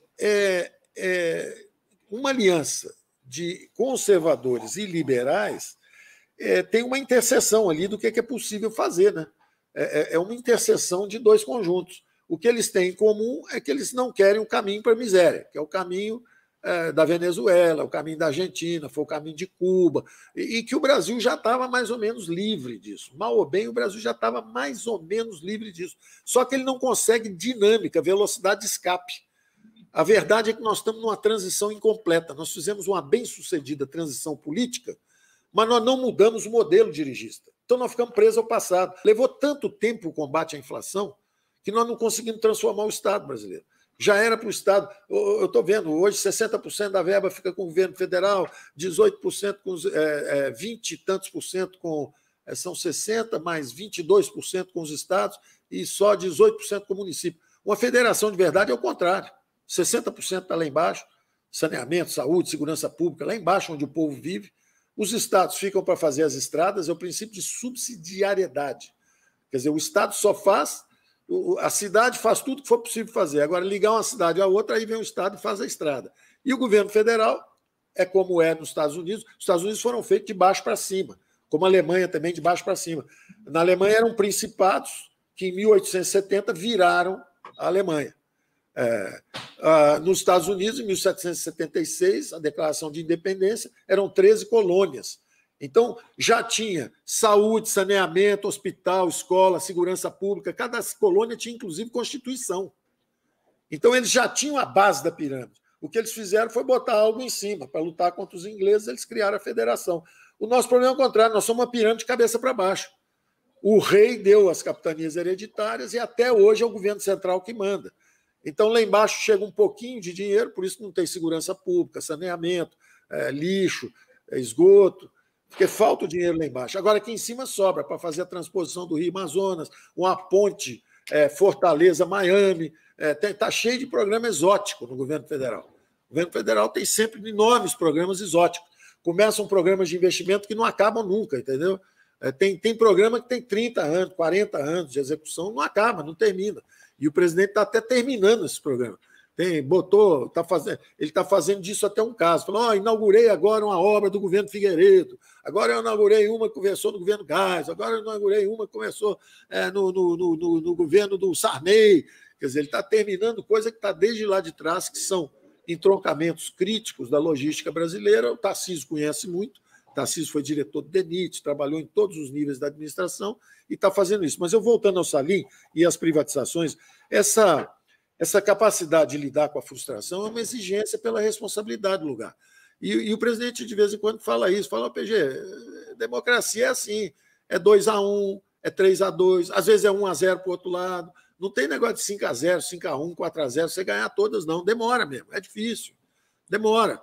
Mesmo que ele dê o apoio, às vezes você está com tudo pronto, aí vem um parecer de um ministro que diz que você não pode privatizar porque o rito processual não foi devido. Quer dizer, é uma luta difícil o tempo inteiro. E o Salim fez um trabalho extraordinário aqui, é que as pessoas não... Ele saiu frustrado porque ele realmente não conseguiu... Eu dou um exemplo, tem que ser interpretado com muito respeito. Eu não vou dar exemplo, não, porque é um exemplo divertido. Eu tento manter, pelo menos, minha saúde mental aqui. Eu acredito muito em humor sob pressão, sabe? Só tem uma solução para a pressão. Você tem que brincar com sua própria situação trágica, porque senão você se desespera. Mas o Salim conseguiu fazer um negócio assim, tinha um hotel chamado privatização. Ele entrou, a porta daquela giratória. Ele nunca conseguiu sair do lado de lá, entrar no hotel e fazer a privatização. Mas ele também não deixou ninguém entrar, que queria entrar lá, porque ele realmente mudou a governança inteira das estatais. Não é coincidência que não teve nenhum escândalo. É porque qualquer cara que quisesse entrar para mexer lá dentro ficou preso na porta giratória também. Ele não entrou, mas não deixou ninguém entrar.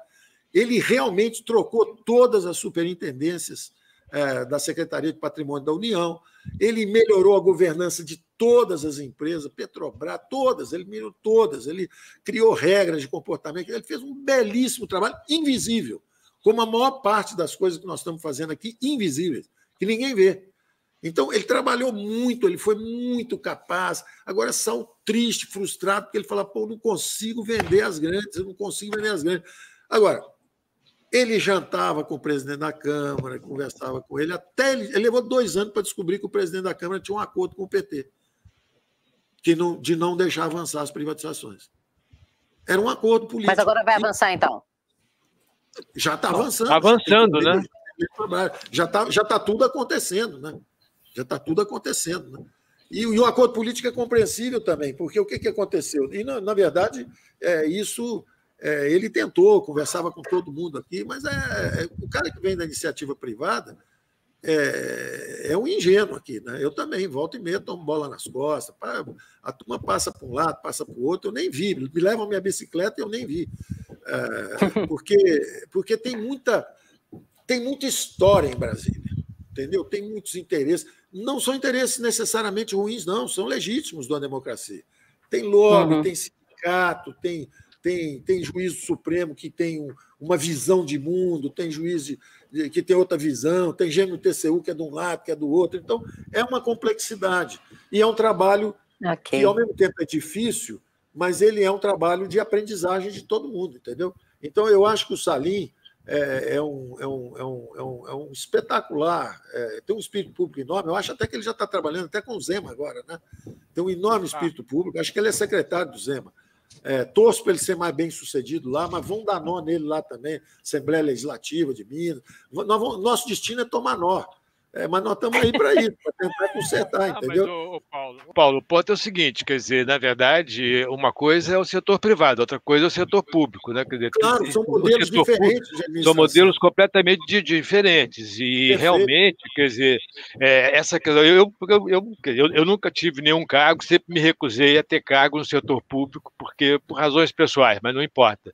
Agora, eu convivi muito aí com esse pessoal aí do Congresso, e eu me lembro que lá, quando eu estava mais presente aí nesses processos de negociação, eu voltava de Brasília, encontrava com meus amigos e dizia, não, pô, existe um ambiente que vai favorecer as reformas. Aí meus amigos olhavam para mim e falavam, você enlouqueceu. Eu falei, não, é isso, tá certo? Quer dizer, você tem que negociar o processo, e é difícil a negociação. No setor privado é muito mais fácil, porque é pouca gente, os interesses são mais parecidos, tá certo? Então, eu acho que tem uma coisa importante aí, eu acho que tem que tocar para frente mesmo. Eu acho que esse é o ponto. É uma complexidade muito maior, e como você disse muito bem, no fundo, você está reafirmando também a sua crença na dinâmica de uma grande sociedade aberta. Você está dizendo o seguinte, é difícil, mas vai melhorando, nosso entendimento vai melhorando, as diferenças de visões são percebidas, quer dizer, olha, está certo, se os governos eram de centro-esquerda e quiseram e prestigiaram o Mercosul, que ficou fechado dentro de uma política de protecionismo, ok, só que mudou o governo. E se mudou o governo, tem que mudar a orientação. E ninguém tem que se surpreender com isso. Não é? Da mesma forma, as privatizações. Ficamos aí 10, 15 anos sem fazer privatizações. É natural que, se vê um governo agora que tem aliança com os liberais, é como se fôssemos 2 vetores. A resultante não satisfaz aos liberais. Tem muita gente questionando se eu sou um liberal. E eu dizendo assim, eu sou um liberal democrata, LibDem, que, aliás, é o partido que falta no Brasil. Tinha que ter o LibDem. É o liberal democrata, que é o cara que é liberal, mas ele sabe que ele vive numa democracia. E numa democracia existem outras dimensões que nós temos que entender. Para você ver, o Milton Friedman, por exemplo, é um cara que defendeu a renda mínima, a renda básica. É o cara que defende o voucher, a educação, a transferência direta. Eu não tive dúvida nenhuma quando eu vi o problema da saúde, o presidente vira para mim e fala, olha, vamos proteger os mais frágeis. Eu não tive dúvida nenhuma, é dinheiro na veia, no bolso, não tem intermediário. Eu não tenho que mandar o dinheiro para o Ministério mandar para um banco público, o banco público dar um empréstimo, para depois de você mandar 100, chegam 3 no mais pobre. Não, entrega direto no bolso, transferência direta de renda. Então, essa plataforma é uma plataforma moderna dos liberais. Da mesma forma, o Paulo Guedes está querendo tributar lucro, rendimento de capital, ele não é mais liberal. Ora, o liberal não é um conservador. Ele não quer conservar a ordem antiga, não. Ele vai entendendo as demandas emergentes da sociedade e vai desenhando soluções um pouco mais eficientes, soluções que mobilizem de mercado. Hoje, o que você tem é um grande movimento de soluções de mercado para problemas públicos. É isso que está acontecendo no mundo inteiro. Quer dizer, antigamente você tinha o setor público querendo resolver um problema que às vezes podia ser resolvido na economia de mercado. Exemplo, o Estado fazer chapa de aço com prejuízo. Tubarão, CSN, Cosipa, esse negócio todo. Hoje é o contrário. O ensino superior brasileiro só conseguiu avançar porque o investimento privado entrou. Foi lá o Paulo Renato, lá atrás, permitiu a entidades com fim lucrativo e entraram, então, hoje 76% dos estudantes de ensino superior brasileiro estão na rede privada. Não haveria a possibilidade de universalização se não houvesse esses investimentos privados. Então, são investimentos privados para a resolução de problemas públicos. Então, nós temos que ter essa visão equilibrada, nós temos que avançar um pouco de um lado, um pouco do outro, é natural essa alternância de poder, e eu acho que nós temos que nos habituar com isso. Aliás, Paulo, como você sempre pregou, né, o BNDES sempre foi de ajudar as campeãs nacionais e que sem dinheiro do BNDES o Brasil não ia se desenvolver. O mercado de capitais hoje em dia mostrou a pujança, recorde de IPOs, volume, número de empresas novas sendo criadas, um desenvolvimento enorme sendo trazido pelo setor privado aí para a economia, sem precisar do recurso público subsidiado. Então, quer dizer, isso para mim foi um super avanço que a gente teve aqui no Brasil nos últimos anos. Sim, perfeito, perfeito. O setor, o que está acontecendo, digamos assim, é a penetração financeira, né? Quer dizer, o dinheiro está chegando, o crédito está chegando agora para a família de baixa renda, eles estão comprando casa com 20 anos de financiamento, 25 anos, 30 anos de financiamento. Ao mesmo tempo, as grandes empresas fazendo sequências de IPO, aí nos primeiros 3 meses do ano, 30 bi de IPOs, um negócio espetacular. Quer dizer, de novo, em 3 meses, tem 5 vezes o orçamento de um ministro. O MDR, por exemplo, tinha um orçamento de 6 bi, 5 vezes em 3 meses. Um compromisso do setor privado levantando recursos para investir. Então, nós precisamos do investimento público e do investimento privado, mas nós estamos numa transição incompleta. Claramente, o Estado tem que ser focalizado, que foi o exemplo da participação do Zé Márcio no Bolsa Escola, do Paz e Barros no Bolsa Família, quer dizer, cada vez mais focalizado na ajuda dos mais pobres, o Estado ajudando aos mais pobres, descentralizando recursos para estados e municípios e deixando o setor privado entrar na infraestrutura, no saneamento, todos os territórios que eram proibidos. A exploração de petróleo, só a Petrobras.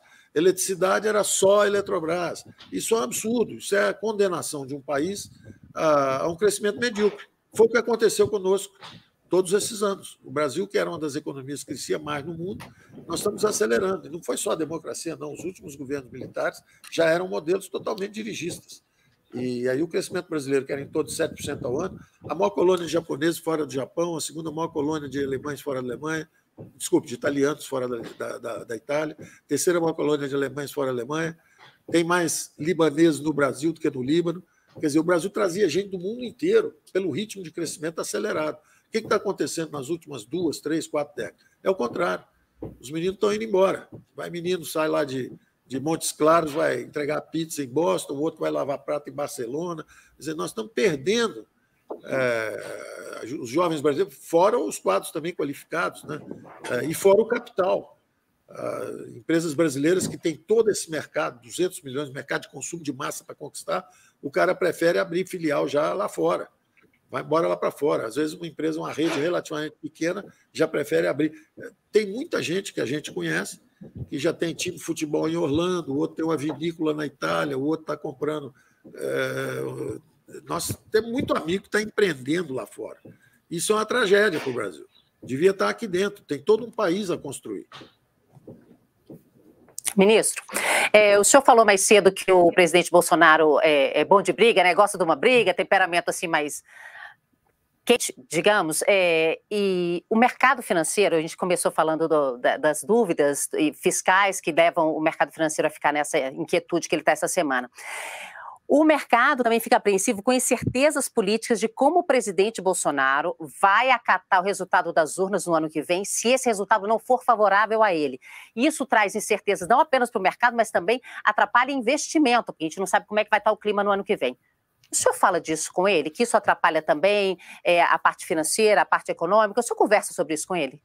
Olha, nós somos, como seres humanos, nós temos virtudes e defeitos. Todos nós, cada um de nós tem virtudes e defeitos. Eu vejo no presidente um enorme senso de patriotismo, de responsabilidade. Eu vejo no presidente assim muita determinação em tentar fazer a coisa certa. Eu vejo no presidente uma resistência grande no sentido assim de lutar pelo que ele acredita. Ele pode errar, mas ele é transparente, né? Ele é transparente. Você não pode dizer, você não vai ver o presidente se vacinando escondido e depois... Não, ele pega a motocicleta, vai para o meio do povo, aqui nos arredores. Vocês já viram cenas assim no Brasil inteiro. Quer dizer, ele é um homem que acredita, ele tem as convicções pessoais dele, ele acha que ele está lutando por valores, que era uma política antes justamente lubrificada a negócios, e ele acha que ele está tentando criar um novo parâmetro de comportamento, baseado em valores. Quer dizer, se você acredita que família, que Deus, que a pátria é importante, vote nele. Se você acredita que não, vota no outro. Então, ele tem muitas virtudes como ser humano, é uma pessoa, às vezes, super bem-humorada. Agora, tem também seus defeitos como pessoa, e são defeitos que eu tenho também. Irritadiço, reativo, fica agressivo quando atacado, mas tratado com respeito. A minha regra de comportamento com ele foi sempre baseada em respeito. Ele me respeita e eu o respeito. Ele teve 60 milhões de votos, ganhou uma campanha dificílima, ousou desafiar uma hegemonia política de 30 anos, não participou de nenhum escândalo de corrupção em 30 anos, todo mundo recebeu dinheiro de empresa para isso, para aquilo. Era a forma como a política era feita. E não era, né? E estava muito dentro desse figurino liberal de dizer o seguinte: os regimes dirigistas, como eles são baseados em expansão de gastos públicos o tempo inteiro, e o governo acaba controlando uma parte muito grande da sociedade, ele acaba corrompendo valores, não é só corrupção financeira, não, corrompendo valores, enfraquecendo as pessoas. Tem muita coisa aí que não é. Quer dizer, quando o presidente fala, parece que ele está atacando a doença e tal, e não é, às vezes é uma coisa completamente assim, é o direito de ir e vir. Ele fala, um prefeito não pode dizer para um cidadão, você não pode sair na rua. Ele fica indignado quando ele vê uma pessoa apanhando da polícia porque foi para a praia. A pessoa está com depressão, precisa dar uma caminhada na praia, aí está andando sozinho lá na praia, vem a polícia, você não pode caminhar, atira. Ele fala, eu sou um cidadão, eu tenho o direito de caminhar. Não, você não pode, você vai contaminar. Eu não estou doente, deixa eu caminhar. Então, tem coisas que são muito assim de convicção, de direito de ir e vir, de direito... Você vê, nos Estados Unidos... tem lá 40% da população que não quer tomar vacina. E aí? Como lá é a terra da liberdade, chega lá e fala que o cara é obrigado a tomar vacina. O cara tem, inclusive... Mas aqui também não é, né? Hã? Aqui também não é obrigado a tomar vacina. Eu sei, mas eu estou dizendo o seguinte, coisas que parecem naturais, para quem tem uma visão de mundo, quer falar assim, não, tem que tomar vacina, sim, tem que não sei o quê...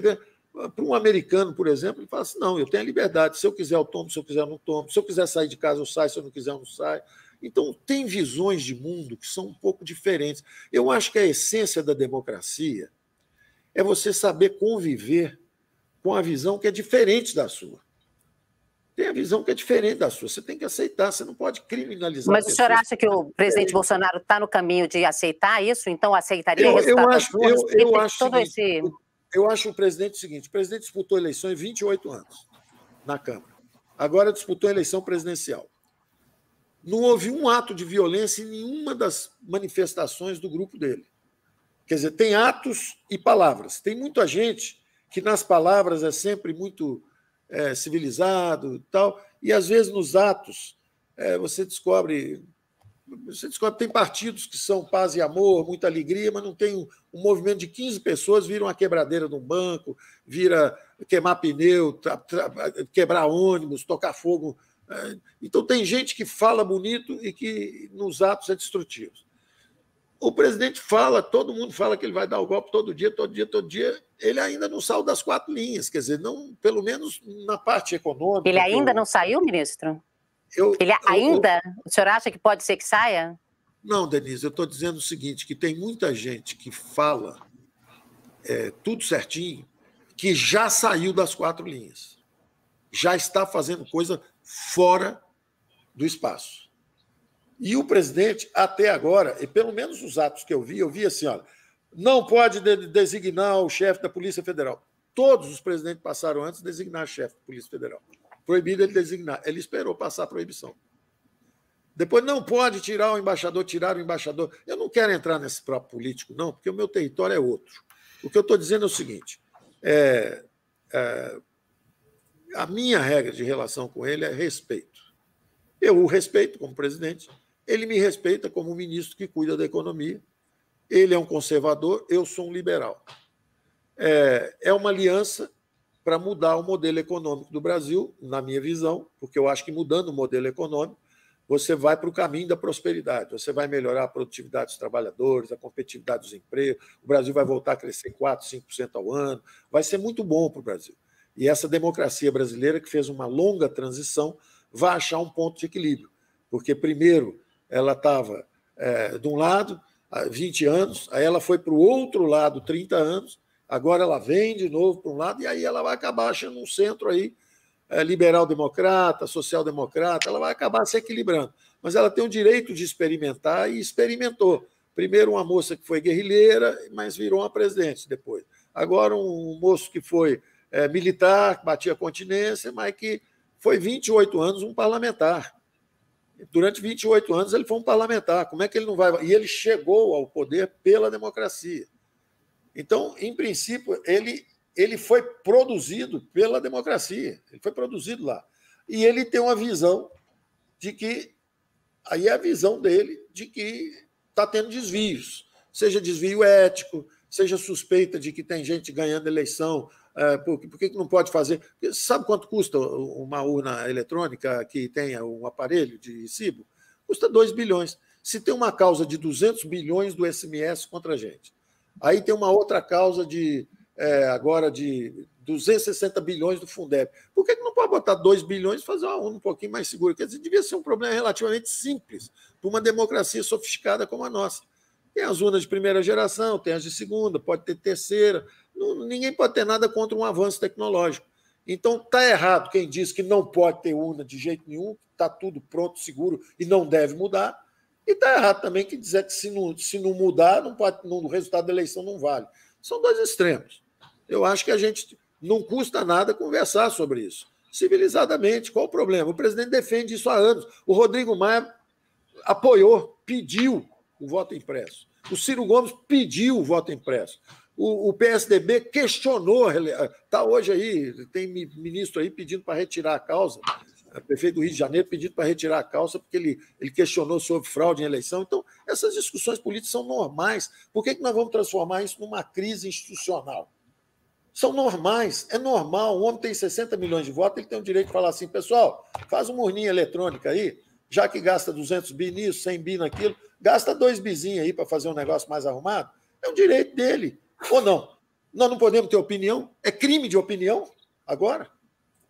Agora, se não aceitar o resultado da eleição, aí é outro papo. Aí pode ter feito alguma coisa errada. Agora, também não entendo essa resistência. Não pode de jeito nenhum. É crime, quer um golpe. Ué, a suspeita pode valer para os dois lados. Será que esses caras estão querendo dar um golpe, de não querer ver a gente poder ter o direito de verificar o voto? Por que será que os Estados Unidos são a nação mais avançada e sofisticada do mundo, não tem o voto eletrônico? Será que eles acham que é importante o cidadão chegar lá e dar uma jamegada, para ter certeza que ele deu a jamegada? Então, são coisas normais da política. Nós não temos que transformar isso num script de golpe. Seja porque o Supremo e o TSE vão tornar inelegível. Você pegar um cidadão que teve 60 milhões de votos, não cometeu pelo menos não apareceu prova nenhuma. Está tudo querendo pegar. Para quem tropeçava em escândalos, está uma busca feroz para achar. Está difícil, não acharam ainda, mas vão acabar achando. Vai ter alguém que fez alguma besteira em algum lugar. Agora, eu não consigo ver o presidente envolvido num negócio desse. Não é a figura que eu estou conhecendo. Você pode chama de torcedor do Palmeiras, diz que falou que pediu um golpe, pode falar o que você quiser em palavras. Agora, eu não vi ainda o presidente mandar prender ninguém. Já vi uma opção de gente prendendo uma opção de gente. Já vi uma opção de gente prendendo uma opção de gente. Não vi o presidente pegar ninguém para mandar prender. Então, eu não quero entrar nessa discussão, porque o meu espaço é o espaço técnico. Agora, eu acho uma desconstrução, inclusive contra mim. O ministro virou não sei o que lá, ele está querendo ajudar o golpe, aí, ele isso, ele aquilo. Pelo amor de Deus, eu estou exercendo minha responsabilidade com 200 milhões de brasileiros. Estou fazendo tudo dentro da lei, converso com o presidente me dá apoio para fazer também tudo dentro da lei, tudo. Pô, você acha que não há desejo de botar um Bolsa Família de R$2.000? Deve existir, né?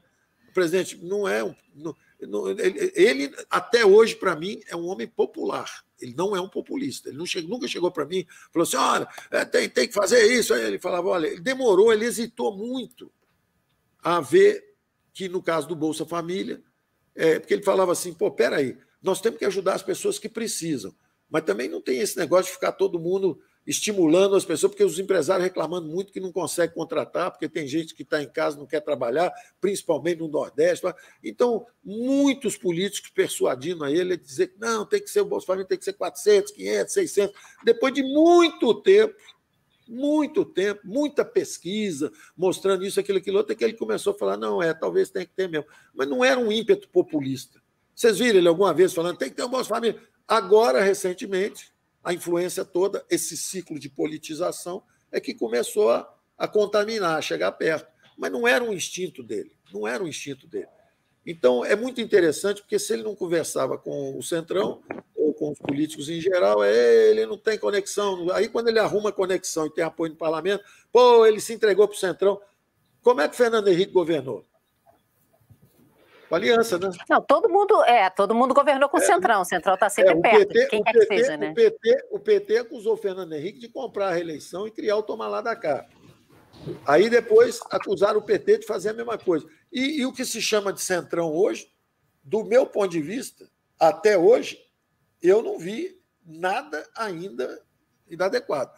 Parece que havia práticas políticas que eram normais, financiamento de campanha por aparelhamento e desvio de recursos estatais, etc. Parece que tinha esse tipo de coisa lá atrás, que era o modus operandi da política. Não era, a não ser que Lava Jato, tudo isso tenha sido ficção. Pode ser que nós tenhamos sonhado com isso. Inclusive, ninguém devolveu dinheiro nenhum. Aquilo tudo foi um sonho, foi um grande sonho que nós vivemos, e, na verdade, nada disso existiu. Porque aqui é complexo mesmo, o Brasil é um país complexo. Agora, eu acho que nós estamos nos aperfeiçoando. Se cometer alguns excessos também na Lava Jato, estão agora corrigindo, estão tentando corrigir. Agora, não pode também cometer excesso para o outro lado agora, né? Quer dizer, só vale prender quando o cara é inimigo, amigo a gente não prende, só prende inimigo. Então, eu acho que tudo isso é um processo de aperfeiçoamento institucional, onde eu acredito nas instituições. Eu acredito na presidência da República, eu acredito no Supremo Tribunal Federal, eu acredito nos partidos políticos, eu acredito no Congresso. Agora, volta e meia, um ator, como pessoa, comete um excesso, aqui ou ali. Nós temos que avaliar e tentar consertar. É isso. Então, eu prefiro continuar acreditando assim. Se eu for acreditar no golpe, aí eu tenho que falar o seguinte, então estão tentando dar um golpe no presidente, derrubar o presidente antes da eleição, soltar o Lula e vão tornar o presidente inelegível para garantir que a esquerda ganhou. Está aí uma versão possível que circula em algumas bocas. Aí tem a outra, que é o seguinte, não, agora o presidente vai dar um golpe, porque aí está garantido que ele vai ser eleito, ele vai usar como pretexto isso, aquilo outro. Eu acho que isso tudo é uma deformação e uma exacerbação, por isso que eu digo que é uma antecipação da campanha política, quando, na verdade, todos esses pontos de vista são razoáveis. É razoável. Se o Aécio questionou, e se o PSDB questionou a eleição e as urnas lá atrás, por que o presidente não pode questionar? Se o Eduardo Paes acha que houve fraude numa eleição, por que o presidente não pode questionar? É uma opinião. Agora, não pode transformar isso num ato. Uma coisa é palavra, opinião, ele tem direito. Não existe crime de opinião no Brasil. Ah, não, mas ele está conspirando contra a democracia. Ué, será que o cara que também fala que o presidente é genocida, que o presidente tem que sair, será que esse cara está conspirando contra a democracia também, descredenciando uma pessoa que ganhou 60 milhões de votos e que está governando sem nenhum escândalo de corrupção, sem nada disso? Será que isso também tem que prender quem fala isso? Não existe isso. Eu acho que a gente tem que baixar a bola. Acho que as pessoas estão... Eu compreendo a seriedade do momento. A crise nos fragilizou a todos. Essa crise da pandemia nos fragilizou a todos. Muita gente se perdeu durante a crise, no sentido de tentar transformar em oportunismo político, o que é uma tragédia. Quer dizer, há uma tragédia e estão transformando em oportunismo político. Aqui um player, de novo, um ator ou outro. E nos fragilizou muito isso, nos dividiu. As divisões já existiam antes, mas quando tem uma crise como essa, agudiza as opiniões ficaram radicais agora. Todo mundo que está do seu lado faz tudo certo, todo mundo que está do outro lado fez tudo errado. Não é verdade. Todo mundo está cometendo erros e excessos de um lado e de outro. Eu estou tentando continuar com essa visão construtiva da sociedade brasileira, em vez de cair nessas bolhas de ódio, seja de um lado, seja do outro. A gente já está caminhando para o final, tá, gente? Vou passar, então, a palavra para o Zé e para o Rodolfo para fazer algumas perguntinhas finais, porque já recebi aqui um toquezinho que o nosso tempo já acabou. Mas, Zé, vai lá, fala você. Ih, o Zé está sem som. Repete, Zé, por favor. Eu ia fazer um comentário aí sobre esse final de apresentação aí do Paulo, quer dizer, eu concordo inteiramente, Paulo, acho que é super importante, eu acho que essa questão da democracia é fundamental, tá certo? A gente tem que lutar pela democracia, não tem muito jeito, eu acho que o Brasil está aprendendo, ainda está engateando, tem muito... um resquício de autoritarismo muito grande, tá certo? Então, mas eu acho que é fundamental a gente caminhar nessa direção. Eu acho que você está na posição correta. Fico muito contente que você esteja tocando nessa direção. Quero te agradecer muito a sua presença aqui. Foi um grande prazer te ver, mesmo que remotamente, tá certo? Há muito tempo que a gente não se fala, que a gente não se vê pessoalmente. A gente se fala aí pelo WhatsApp, mas pessoalmente há muito tempo que a gente não se fala. Então, quer dizer, eu acho que foi muito bom, realmente foi excelente a nossa conversa, quer dizer, essa conversa mais informal. Vamos ver se a gente consegue fazer outras vezes aí no futuro. Muito obrigado, quer dizer, e parabéns. Eu acho que vocês estão fazendo um trabalho excepcional. Eu acho que a quantidade de coisa que foi aprovado nesse governo é realmente muito bom, tá certo? Parabéns. Paulo, eu queria também fazer das palavras do Zé as minhas e daqui do Grupo Genial. A gente aplaude e torce para que essas reformas que foram feitas e que estão para serem feitas, elas avancem mesmo, que o Brasil possa se desenvolver, que a gente possa ter aquilo que você sempre pregou.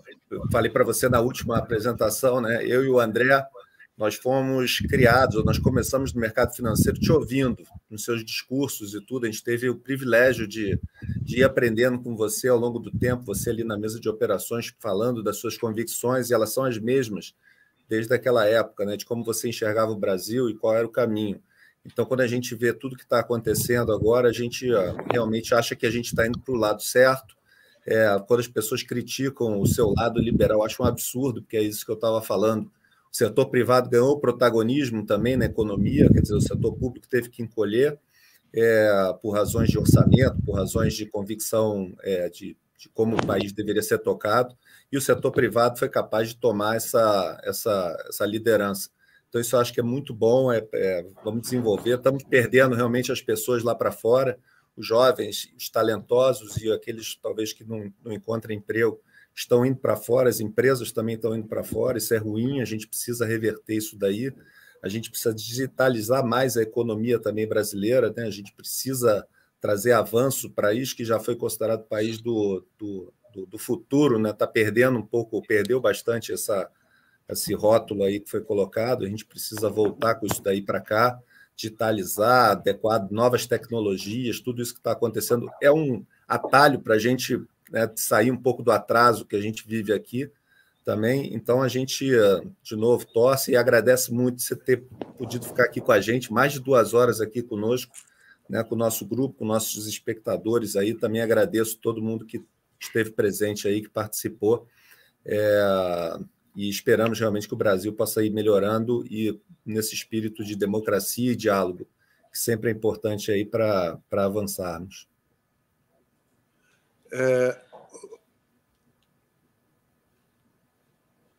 O Zé está sem som. É aí. Repete, Zé, vai lá. Eu quero só para complementar, eu quero te dizer que nós estamos bastante otimistas em relação ao desempenho da economia brasileira em 2021 e em 2022 por 2 motivos. O primeiro motivo é a volta do investimento privado. O investimento privado está voltando, tá certo? Olha o que aconteceu no primeiro trimestre, olha o que está acontecendo agora. E o segundo motivo é o fato de que, com o sucesso da vacinação, com a redução do número de casos e número de mortes na pandemia, se a gente continuar nessa trajetória, nossa avaliação é que a volta vai ser muito forte. E isso vai durar durante muito tempo. Nós podemos estar no início de um processo em que o Brasil pode caminhar numa direção muito positiva daqui para frente. Então, era só para complementar aí, para falar um pouquinho sobre o nosso cenário. Denise, quer falar, Denise? Ou eu falo primeiro? Então, o senhor pode falar, que depois eu vou só encerrar, agradecer, mandar um abraço para todo mundo e é só. Pode falar então, ministro. Então, Rodolfo, Zé Márcio, Denise, pessoal todo aí que estava na Genial, deixar muito claro o seguinte. Eu acredito nisso que está acontecendo no Brasil, que é essa dinâmica dessa sociedade aberta funcionando. Espero que os atores se corrijam. Deixo claro o seguinte, eu não quero nunca, e de vez em quando acontece isso, eu falo um negócio e sai, o ministro Paulo Guedes disse que tem um golpe, não sei, zero.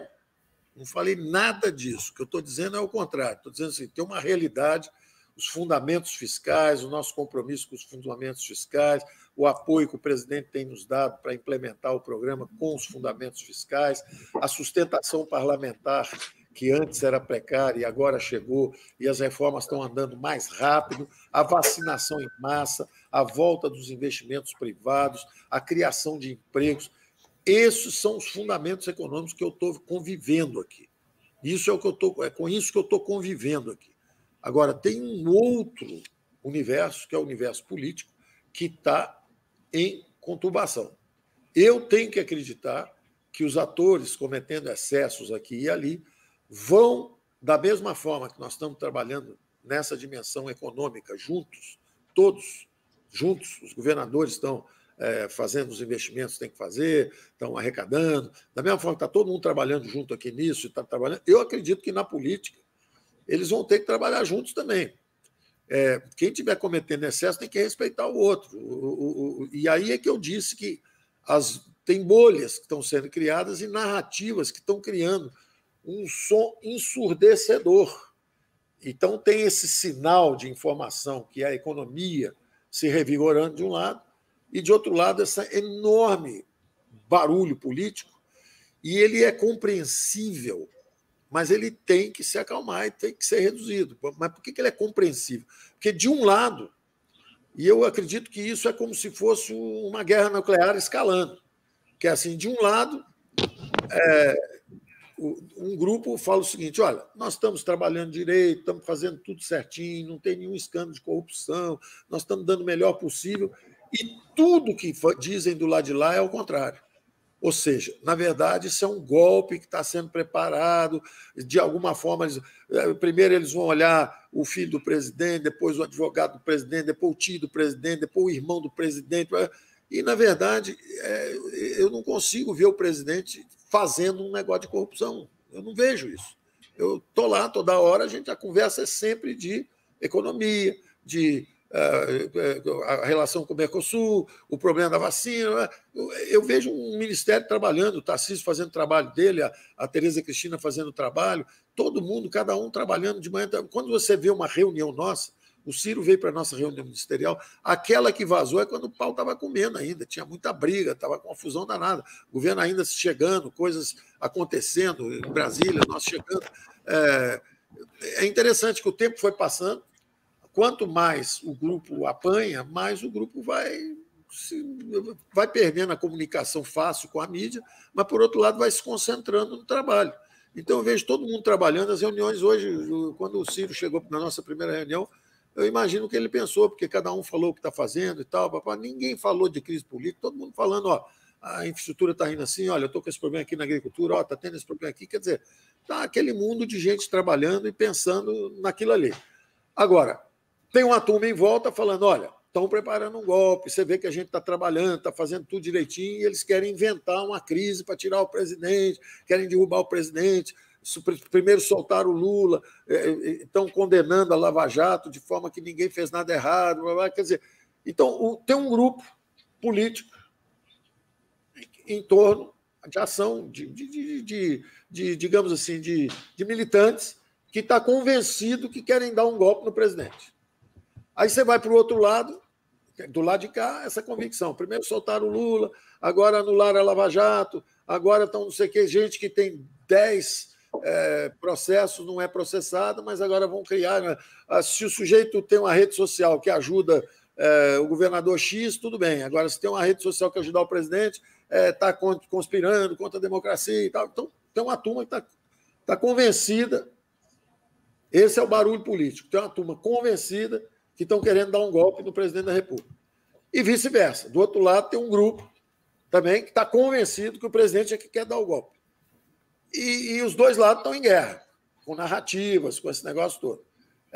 Ou seja, militância de parte a parte. Não interessa, tem gente na mídia que é militância. E tem gente na mídia que realmente respeita a ciência econômica, está vendo que a economia está melhorando, etc. Mas tem gente que é o seguinte, se a economia está melhorando é porque o problema é a inflação. Se a economia está caindo, o problema é o desemprego. Vai trocando de problema só para militar, para dizer que está tudo errado. Então, tem de tudo. Essa é a beleza da democracia. Está tudo solto por aí, todo mundo pode falar o que quiser. Agora, não são as minhas opiniões. Eu não quero ser confundido.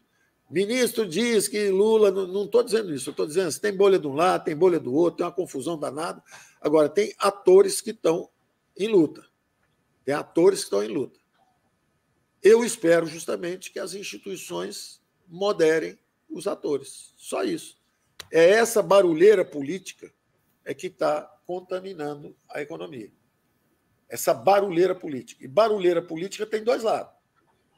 Tem dois lados, não é um lado só, não, os dois lados. A pancadaria política. Eu espero e eu confio na democracia brasileira, na resiliência, para moderar os excessos dos dois lados. Não é um lado só, não, porque tem um lado dizendo que o outro quer dar o golpe, o outro lado não, é um contragolpe do golpe, do golpe. Não tem isso. Tem uma democracia funcionando, um barulho infernal, e quem sair das quatro linhas tem VAR. A gente pega o VAR. Aliás, já tem uma porção de gente que o VAR já pegou. Dos dois lados. Tem gente de um VAR de um lado, gente do outro. Né? Tem gente que já se cedeu, queria tocar fogo no Supremo. Tem gente do Supremo também que quer fechar rádio. Então tem de tudo. O VAR está pegando tudo. Está todo mundo filmado. Tá certo? É só rodar o VAR, moderar todo mundo. Falar, peraí, não pode isso não. Volta o lance. Certo? Tá jóia. O fiscal, e a mensagem final que eu quero deixar para todo mundo. O fiscal está firme, está forte, não tem mais ou menos, entretanto, porém, todavia, não tem. O fiscal está firme, está forte. Se tiver tumulto, o fundo precatório foi mal interpretado, tudo bem, tira. Mas o precatório tem que pagar toda a vista. Não, senhor, isso estouro fiscal, nós não vamos fazer esse troço, não. Espera aí. Tem que ter a PEC do precatório. Mas e o Bolsa Família? Não, dentro do teto, direitinho, está lá no teto, tudo certinho.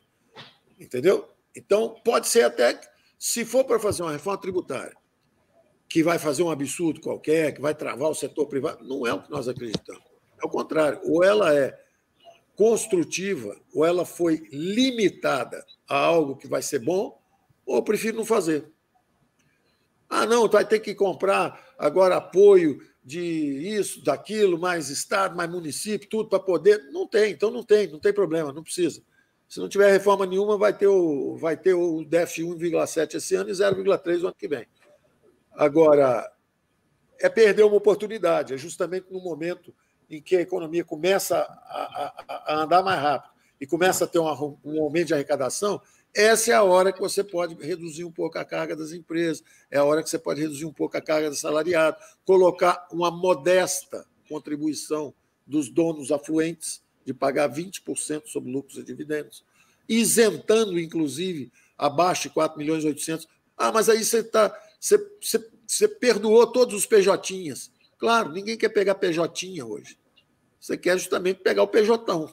Bota o PJão para pagar. O maior dos PJ de todo é o que é lucro e dividendo. Esse aqui é o PJão mesmo. Então, você só faz um movimento inicial, depois, no tempo, você vai pegando o PJ, devagarzinho, você vai, olha, você também. Agora dá isenção para os menorzinhos, não tem problema não. O professor universitário fez uma PJ dele para poder receber o dinheirinho dele. Deixa ele. Ali na frente ele vai ficar com vergonha do funcionário dele também, da pessoa que faz a limpeza ganha R$2.000, faz a limpeza no apartamento dele, paga imposto de renda e ele não paga. Ali na frente ele fica com vergonha. O importante é andar na direção certa, mesmo que o ritmo não seja tão avançado como nós gostaríamos, mesmo que haja essa frustração, como perguntou a Denise. A frustração está aí o tempo inteiro, mas a vida é isso, né? É frustração, desafio, superação, é isso. Tá joia. Ministro, muitíssimo... Obrigado. Muito obrigada mesmo. Muito bom. Obrigado.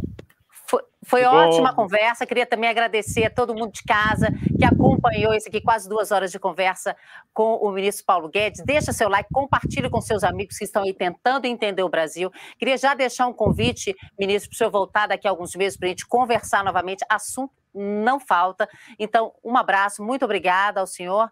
Obrigada a todos, um beijo. E até a próxima. Rodolfo, Zé, obrigada também pela companhia aqui. Deilson aqui na técnica. Até a próxima. Tchau, gente. Tchau. Tchau.